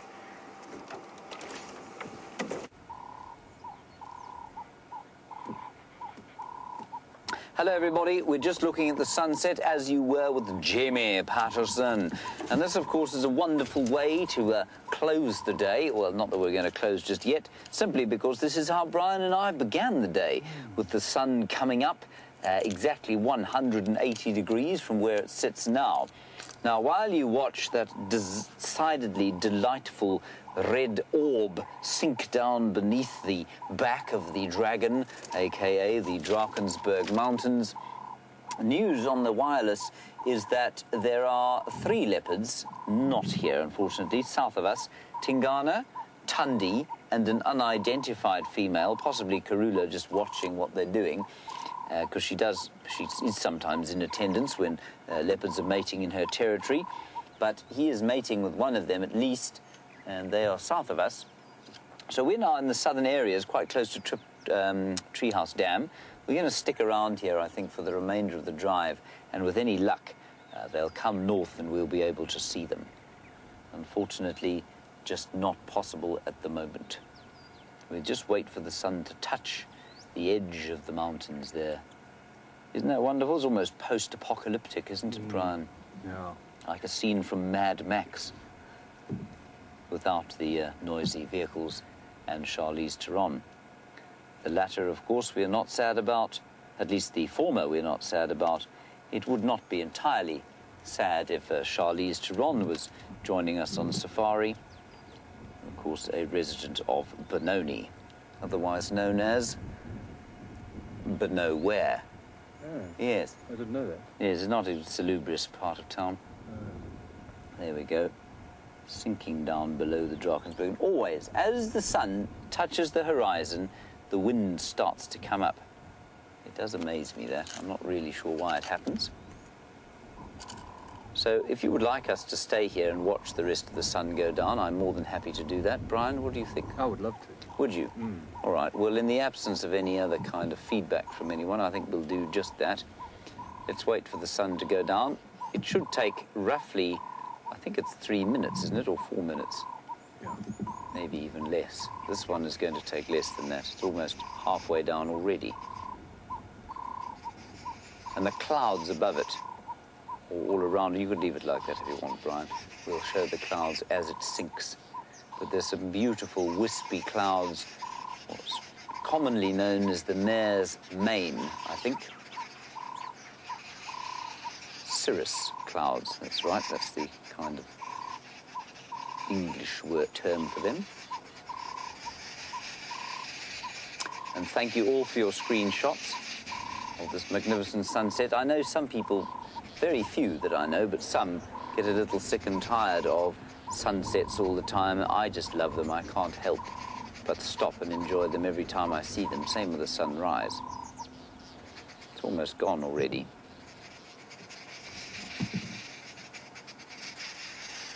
And now you'll have a look at these magnificent cirrus clouds up in the blue sky.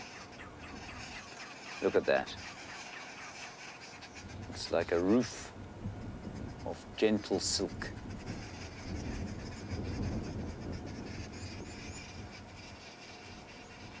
Obviously quite indicative of a very strong wind up there.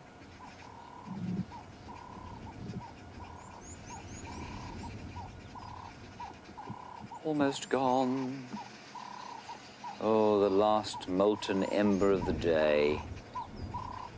And gone. Well done, Brian. Marvellous. Do you think that is a quite nice rounding off of our day? We should probably just call it quits right now. Stunning. Okay.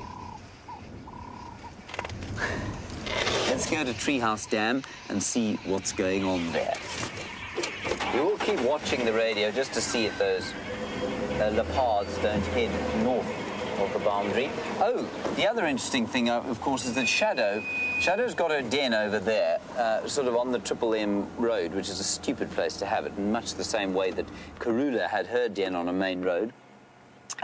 But she left the cubs earlier and came east this way. It's about 300 meters or so, 1,000 feet, exactly in that direction to where her den is. I'm not going to go and put pressure on that area, but we'll just keep an eye out here and see if she doesn't pop out so that we can sort of shake her paw and say, well done, my girl, for producing some youngsters. That would be a very special treat indeed. So she's probably hunting. There are some Impala in here, which are hopefully going to be facing the opposite way when she arrives, simply because we want her to eat, given that she's got hungry mouths to feed. I think actually what we'll do is we'll drive all the way up this road here, and then we'll come back towards Treehouse Dam. And we'll keep an eye out on the radio. I'm going to keep the radio on the, what we call the eastern channel, and that will tell me if the Tingana and the others come north. So all these leopards are concentrated in a very small area at the moment, less than, what would we say, probably about 100 hectares, less than 250 acres. So kind of at the confluence of all sorts of territories out here.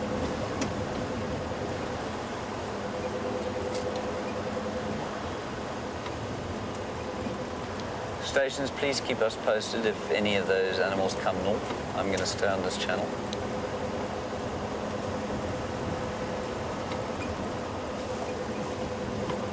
Hopefully they will.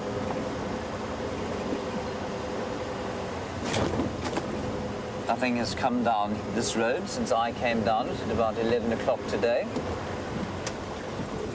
And my pleasure, everybody, for the sunset. Of course, it wasn't so much me as it was the universe. Oh, no. Oh, dear. This is terrible news.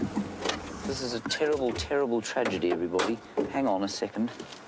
Pinchy Hyenas has gone AWOL.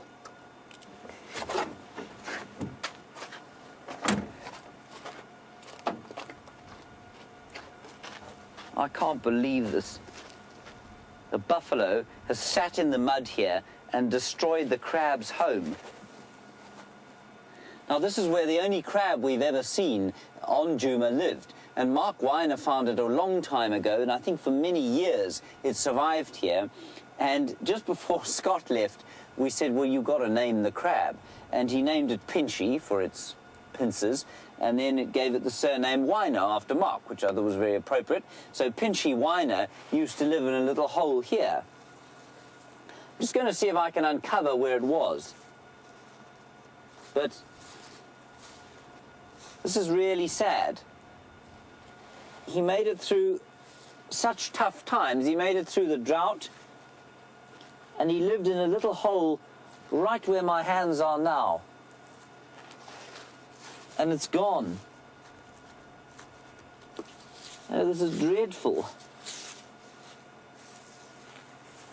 I feel genuinely bereft. It's, maybe it was in here. No, I don't know. What about that other hole there? Which one? There by your left foot. My left foot. Here. Yeah. No, this is a buffalo track. Oh, no. No, it was in there. That's where it was. Well, the interesting thing about Pinchy Weiner, of course, is that he had a potential lifespan of more than 10 years. How long he'd been in this puddle, I don't know. Maybe he's moved off to somewhere else. I hope he has. It would be very sad if Pinchy Weiner had come to and has met his end by now. I love that name. I think it is just too wonderful. Yes. Whenever I drive past here, of course, I now remember Scott and Mark.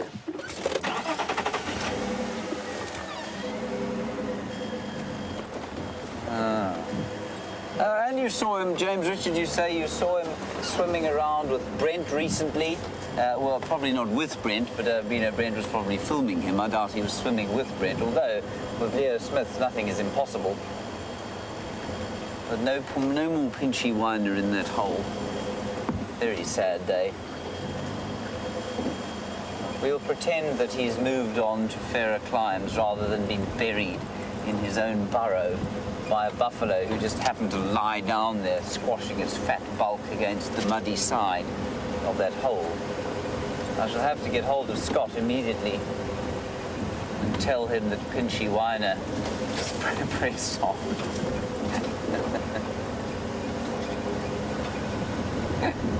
I don't know if Mark knows the crab was named after him. But certainly Mark is a phenomenal naturalist and managed to find him in that hole. Freshwater crab, many different species, but they are particularly long-lived. That's why they're particularly interesting, I think.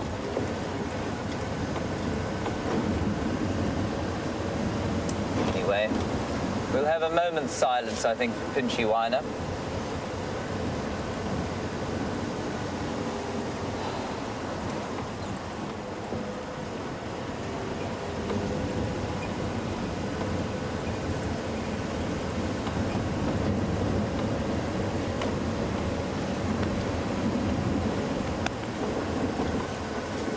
Patricia, you say you don't think you've ever seen me as upset as this. Well, Patricia, it is a somber time now. Fate of Pinchy Hyenas unknown.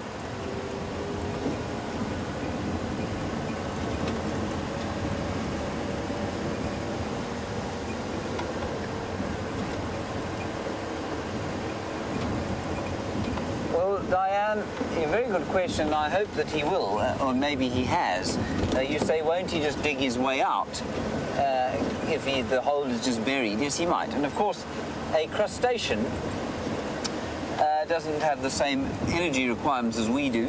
They don't have to maintain.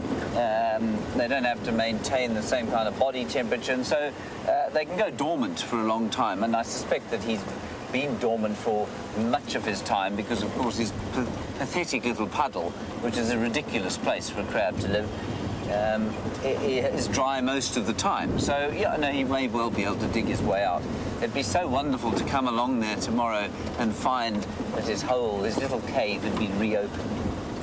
I'd be tempted to pour a bottle of water into his hole just to say, well done, old Pinchy, my boy.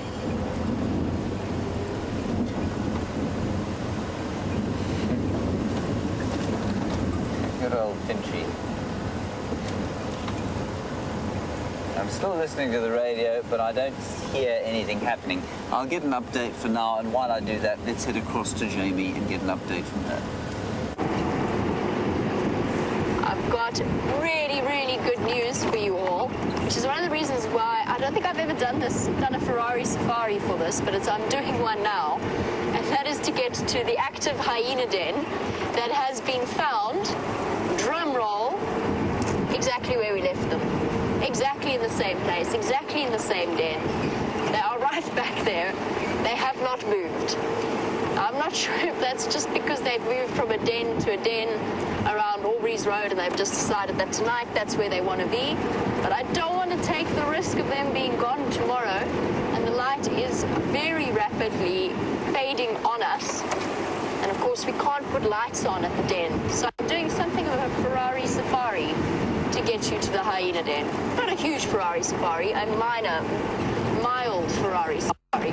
I'm not even sure I'm going to make it. But I just thought, after our prolonged absence from our favorite spot in Hyenas, might be worth just trying our best to get across that side.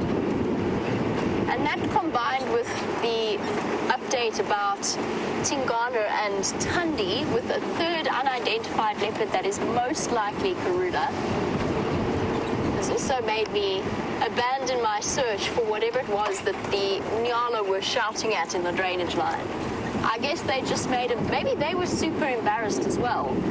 Maybe they thought it was a leopard, but it was actually a bushbuck, and now they're sitting behind a bush going, well, that was embarrassing. Hopefully, because they definitely led me to my hopes up and then dashed dreams and disappointment. But I'm thoroughly comforted in the knowledge that our hyenas have not abandoned us yet. I was starting to wonder where on earth we would start searching for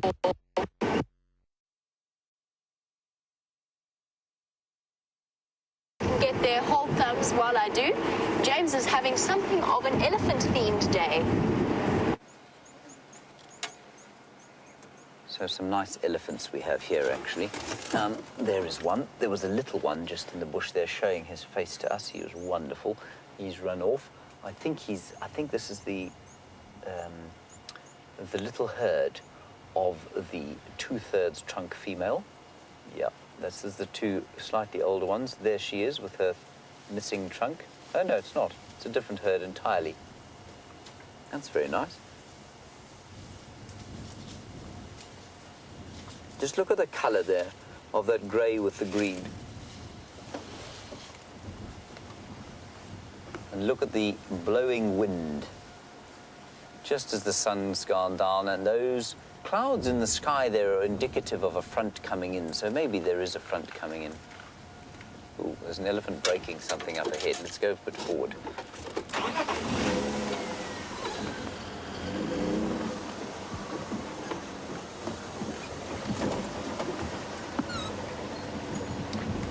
Oh, JD, this is quite a difficult question. I will stop and answer it now. I just want to see, there seem to be sounds of others just up ahead here.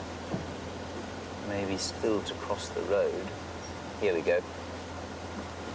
JD, you want to know about whether elephants will leave or abandon sick or deformed animals. The answer, short answer is no. The long answer is sometimes. This is a young bull who's trying to keep up with the herd. And I'll explain that to you now, JD. Elephants will, for as long as possible, keep up with, allow young animals or sick animals to keep up with them. And when that becomes impossible, they may then abandon them. And that was very clearly illustrated once at Londolozi, where there was a 4 or 5-year-old, very badly deformed elephant called Elvina. Was originally Elvis because they thought it was a male. This is a young bull. I may just have to tap the vehicle quickly just to make him not come too close to us. But he's a young bull. If he was a very big adult, I wouldn't be this close to him. I'll get back to you now, Jay. He's just quite close. He's about, only about 10 feet, trying to smell us, eating grass. He's wonderful, isn't he? Isn't he lovely?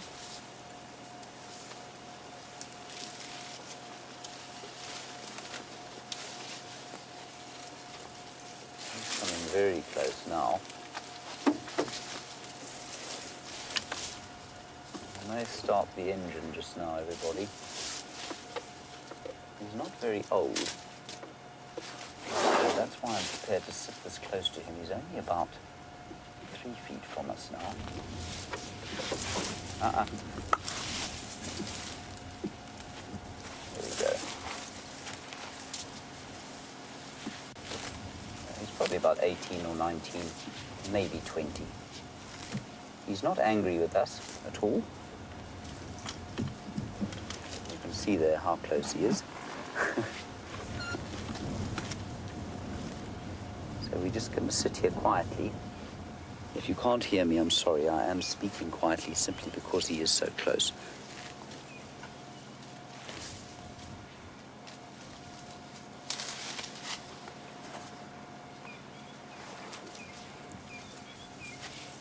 Isn't that wonderful? Oh, he's a lovely breed. No, boy, come on.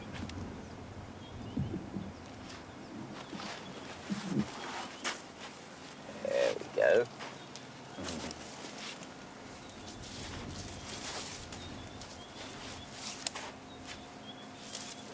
Isn't that cool?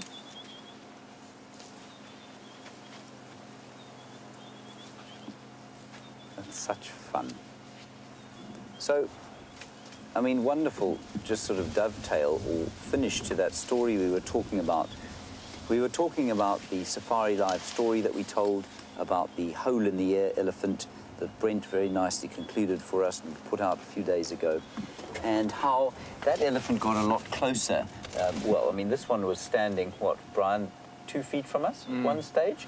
And did you feel any sense of threat? Nope. He's just not putting out that vibe. He's putting out a vibe of, oh, I'm just going to have a quick look at what you're doing. And he's not old. He's not a big adult male bull. Well, of course he's a male bull, but he's not a big adult like that other hole-in-the-air bull.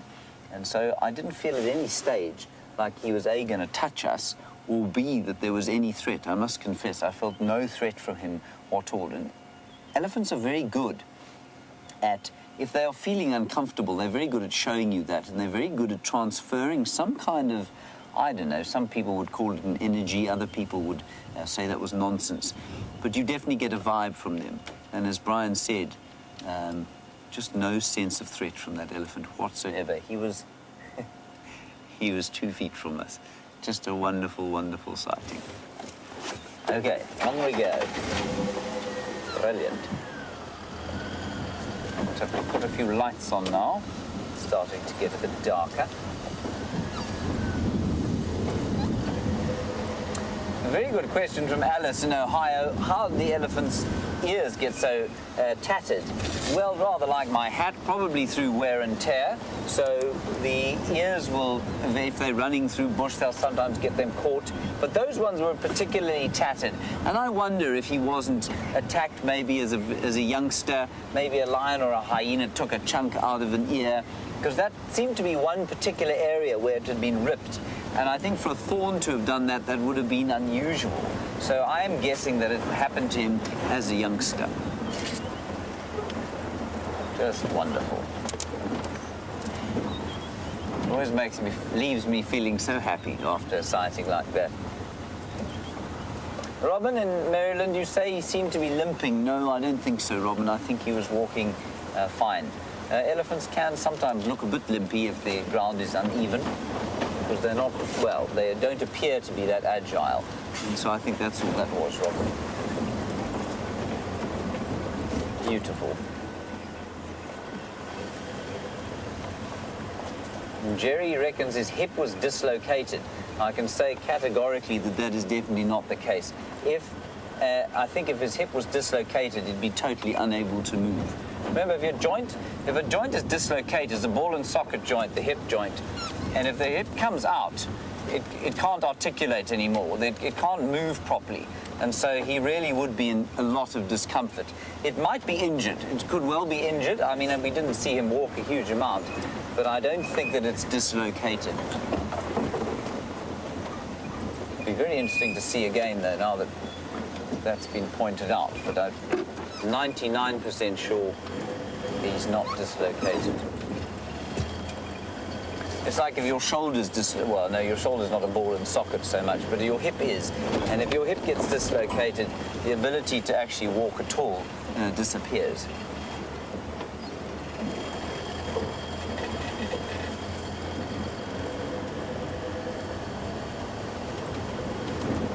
So let's head down now towards Treehouse Dam and the southern, in fact, let's go straight on to the southern boundary and see if there isn't any action coming across this way. Treehouse Dam has been, I don't know, decidedly short on action, I find, despite the fact that it's now got water. And it's amazing how they've turned, all the dams here have turned from fairly unattractive dust bowls, which is what they look like when they don't have water in them, to lovely little focal points of the game drive where we go from waterhole to waterhole to see what's going on there.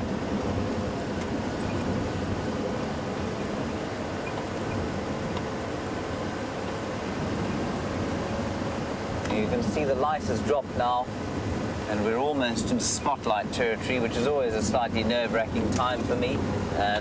Not very good with the spotlight. And while I'm getting used to the spotlight, Jamie is wonderfully at the hyena den.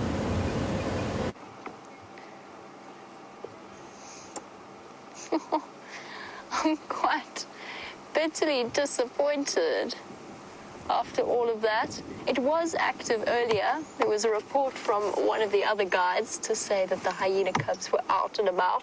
And I raced here in the hope that we would get here before it got too dark. But there's nobody home. That's terribly disappointing. There's lots and lots of fresh tracks though, and I could see where the vehicle tracks came in, so we're in the right place. We just missed out. Maybe the hyenas, maybe the adults have been off elsewhere over the last few days, occupied elsewhere, and they've only been returning back briefly to feed before moving off. Maybe they've just decided that they don't want to be on camera anymore, or at least they want a break from camera. Maybe they've gone on leave. Oh well, it was totally worth it, I guess, for the chance of seeing them once again. But it doesn't seem as though there's any action here at the hyena den, so I guess we will just be carrying on with our drive. Since I'm here, I might as well head across to Sydney's, see if there's any chance of that Birmingham boy making an appearance back in that direction. Hyenas? Nope. I must say, I didn't expect that. I'm so disappointed. I really thought that they would be here, but oh well. Next time, tomorrow morning we'll start here, and we'll see if they don't come out to play.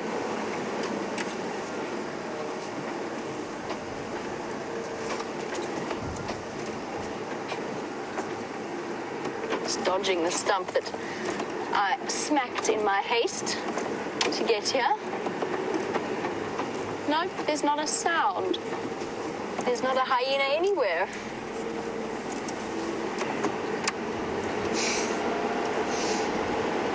Apparently there's some talk of late April Fool's jokes. I promise you, I really, really, really thought they'd be here. Oh well. Next time. Sorry, you're gonna have to forgive me. I've got to untangle myself here for a second. 2 radios and 1 spotlight occasionally equals entanglement. And Liam, whenever you can, please, if you could do my headlights as well, that would be fantastic. Well, let's check along the Buffelshoek boundary then, see if we don't spot any of the adults returning to the den site.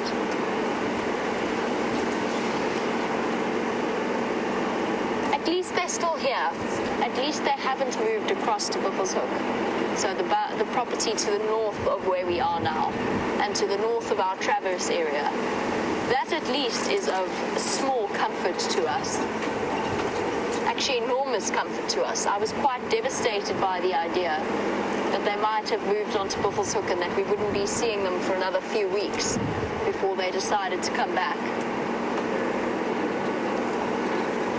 It is amazing how attached we have been, or at least I have become, to the different characters of the hyena den.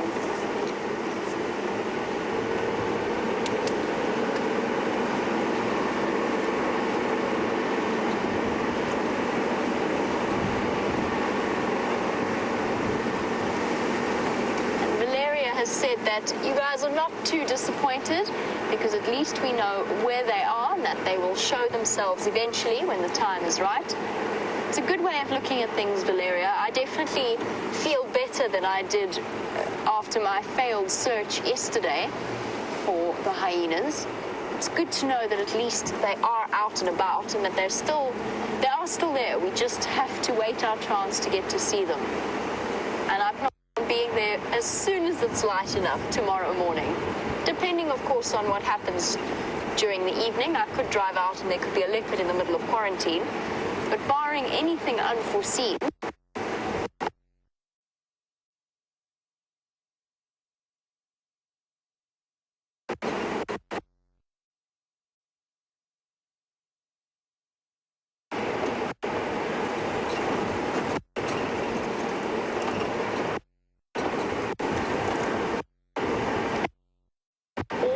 towards the dam, just in case we do lose some signal there. But often along sandy patches, but that has to offer. It's one of my favorite times to be out. It is such an exciting. The sky is just breathtaking. The colors are stunning.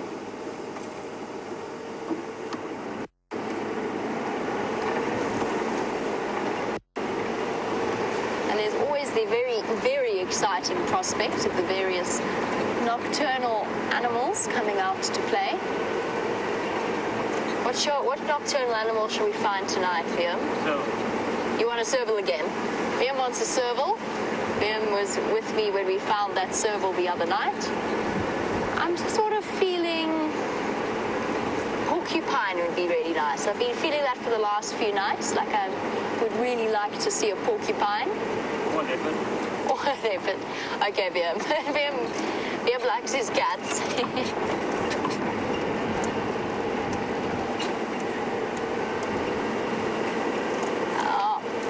There is an animal that I would absolutely fall over myself if I saw. It's a question from Bev in Durban. She was wondering if we ever get hedgehogs here. Very, very unlikely, Bev. They don't really extend all the way up to the Sabi Sands. Now, correct me if I'm wrong, Bev, but you do occasionally find hedgehogs in the wild around Natal. I have heard that before. I personally have never ever seen a wild hedgehog. Now, we do get hedgehogs in Africa, and they look very similar to the ones that you would be familiar with if you're from the States or if you're from the UK or Europe. It's totally the same animal, basically. But no, I've never seen one out here. Now, that is something that I would be, first of all, exceptionally surprised to see, but also incredibly excited. There's a very slight possibility of it. I must actually ask some of the other guides who have spent a longer time in this particular part of the Lowveld. I was in a slightly different environment for the last few years, so this is my first time living and working in the Sabi Sands. And I'll ask them if they've ever had sighting of hedgehogs. It sounds very, very unlikely to me. But also a little nocturnal creature that would be fantastically exciting. What we're doing at the moment, of course, with our spotlight is looking for any of the eye shine.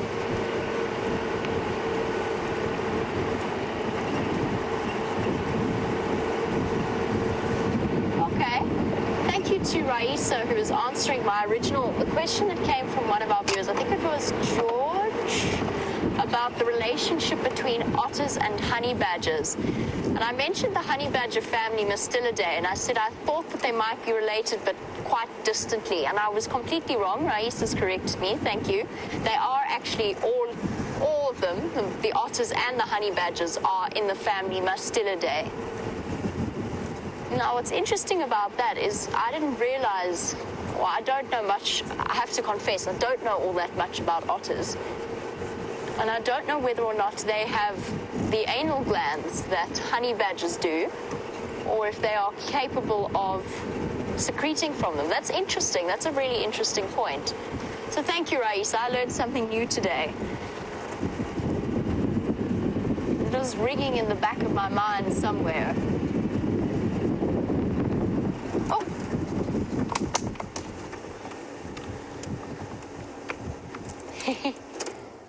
I thought you were a bird for a second, little bush baby. Now, these are always exciting things to find. Tiny, tiny little nochapi, as they're known in Afrikaans, which means little night monkey. A lesser galago, or a lesser bush baby. And this is awesome. Look how he's sticking around, looking at us. You can even see the slight glint to his eyes that we look for when we shine our spotlight. Hello, little one. Oh, look at him looking, using those really large ears to spot insects and other sources of food. Isn't he just adorable? What's down there? Is there anything exciting down there? You can see those You can even get to see those really flexible fingers of his. Oh, head to the side.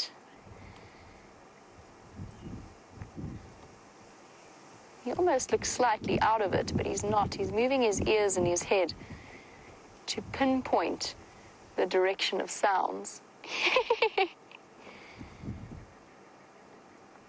Here we go. Adjusting the posture or the angle of his head to listen. And that, of course, is why we have holes or ear holes on each side of our head. And believe it or not, it's slightly different heights. He's hilarious to watch. It's his way of determining the direction of sound. What's there, little one? Look at that long, long tail, more than the length of his body, to act as the perfect balancing instrument.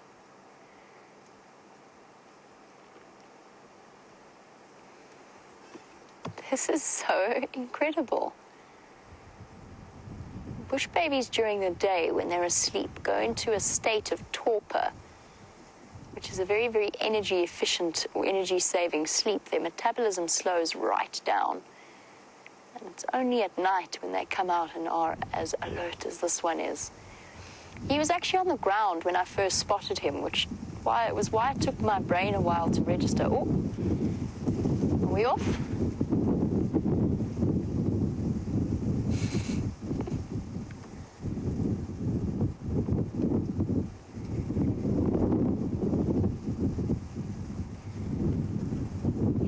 Too cute. This has got to be one of the best bush baby sightings I've had. Daisy's Place has said this is her best bush baby sighting ever. We had a viewer called Amy. Oh, where did you go? I'd be in the right sound frame. Here he is.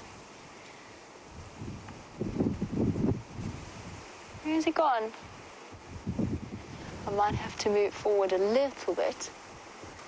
It's just a different angle from my perspective and from VM's perspective. We had a viewer, Amy, who really wanted to see a bush baby.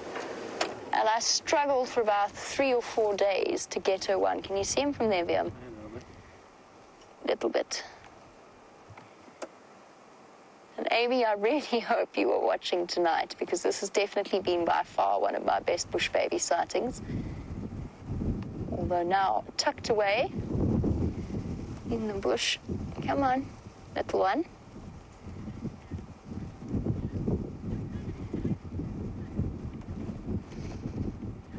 Now, this little one is on high alert, not just because it wants to find food, but also because of the number of threats that could be out here at night. And Cecilia was wondering, well, what kind of predators would a bush baby have? The answer is that one of their biggest predators would be an owl, a gymnogene or a harrier hawk. We saw a gymnogene or a harrier hawk take a baby squirrel out of its nest a couple of days ago. And they are equally capable of delving into bush baby nests, which tend to be very similar to squirrel nests. They're equally capable of pulling baby bush babies or adult bush babies out. Owls, as I said, snakes are also a threat, particularly arboreal or tree snakes. A leopard would be unlikely. A small cat like a caracal or a serval would be a definite possibility. Oh, quick clean of that tail, peering out at us through the leaves. Saw a vervet catch. Oh yes, I forgot about that story. VM actually saw a vervet monkey catch a bush baby outside of his room and clasp it. And there's another incredible video that one of the viewers sent me recently, and I cannot remember for the life of me now what it was. But it was to do with a bush baby. I don't think it was a monkey. It was a bush baby catching something, I think. was a little while ago, and so much has happened since. But yes, VM had a really unusual sighting. I mean, that is unusual to see a bush baby being caught by a vervet monkey. I'm going to take a chance here. I'm going to take a chance and just idle forward ever so slightly, just to see if I can't get that branch out of VM's way. It could go either way. It could also mean make it worse, but let's see.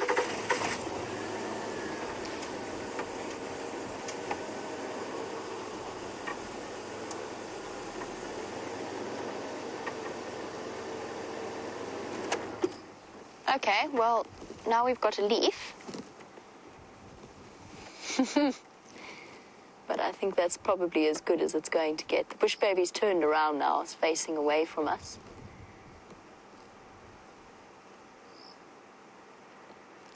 To give you a sense of scale, because I know it's very difficult to see it, he's still doing that very slow head movement. To give you a sense of scale as to how big this little thing is, its body size is probably about the size of a medium-sized rat. Going mobile after cruiser. Which is not the most flattering comparison, although I quite like rats, but that's roughly how big it is. But with the tail's much longer than that of your average-sized rat. Another good clean.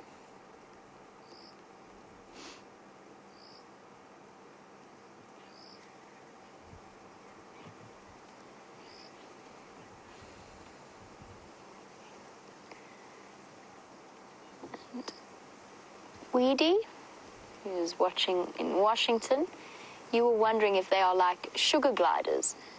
And in a way, yes, they are quite similar. A very similar shape and structure, although obviously without the gliding potential.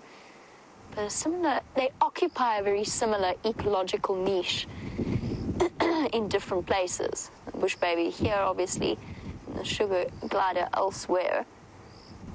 They do occupy that tiny little arboreal primate type niche where they will feed off or have quite flexible diets. What is this little thing doing?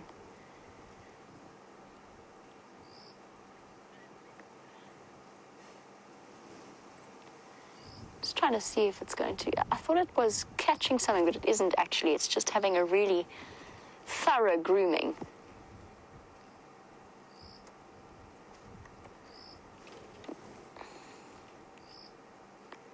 See how unconcerned it is with us. For any new viewers or newer viewers, this is a very, very unusual sighting. Usually when we have bush babies sitting still, it is right around the entrance to their nesting holes. Other than that, we get the briefest glimpse of them before they dash away.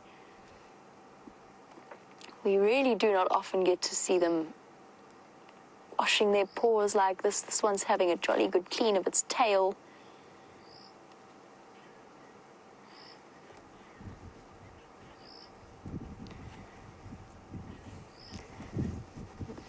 Alice was wondering, just on the subject of the story that VM told us with the vervet monkey that caught the bush baby. Alice wanted to know if the vervet monkey killed the bush baby.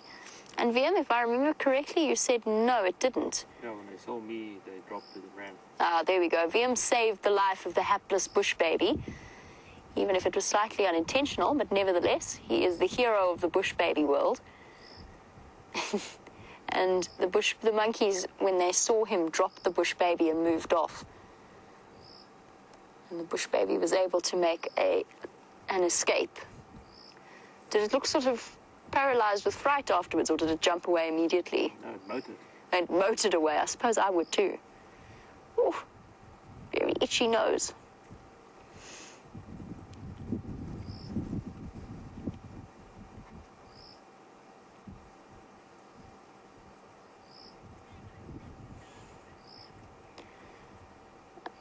Another good scratch around the eye. Can't believe this. How patient this little bush baby has been with us.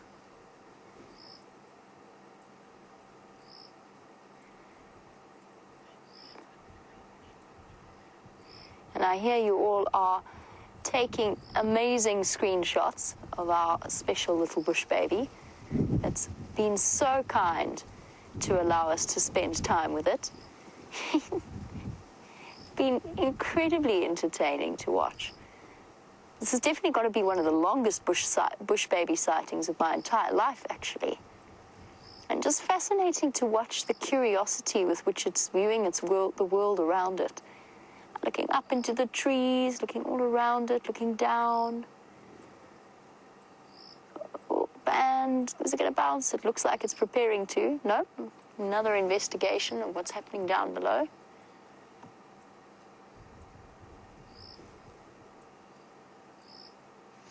And you can almost see every time it turns its head and looks this way, the red-like reflection to the eyes. And that is unique to bush babies out here. To me, none of the other mammals give off that red reflection. What is it doing? Looked like it was going to move and then changed its mind.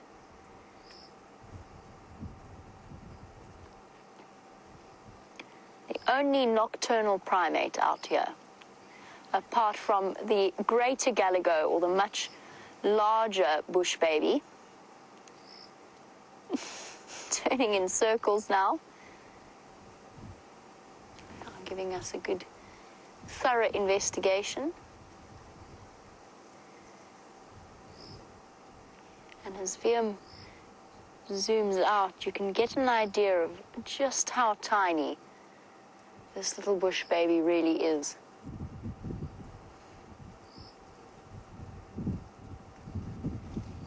Like it's disappeared. That was absolutely awesome. I really enjoyed that.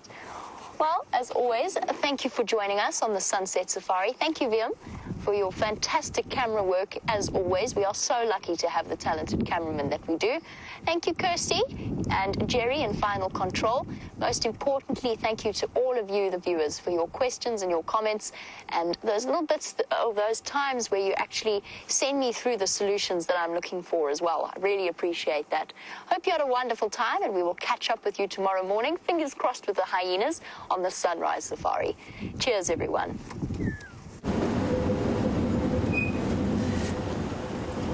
We have found nothing, I'm afraid, everybody. We did do the southern boundary, no sign of any of those three leopards coming across. I'm not that sad, simply because I think it might mean that they're going to come across in the morning when we can view them with some decent light.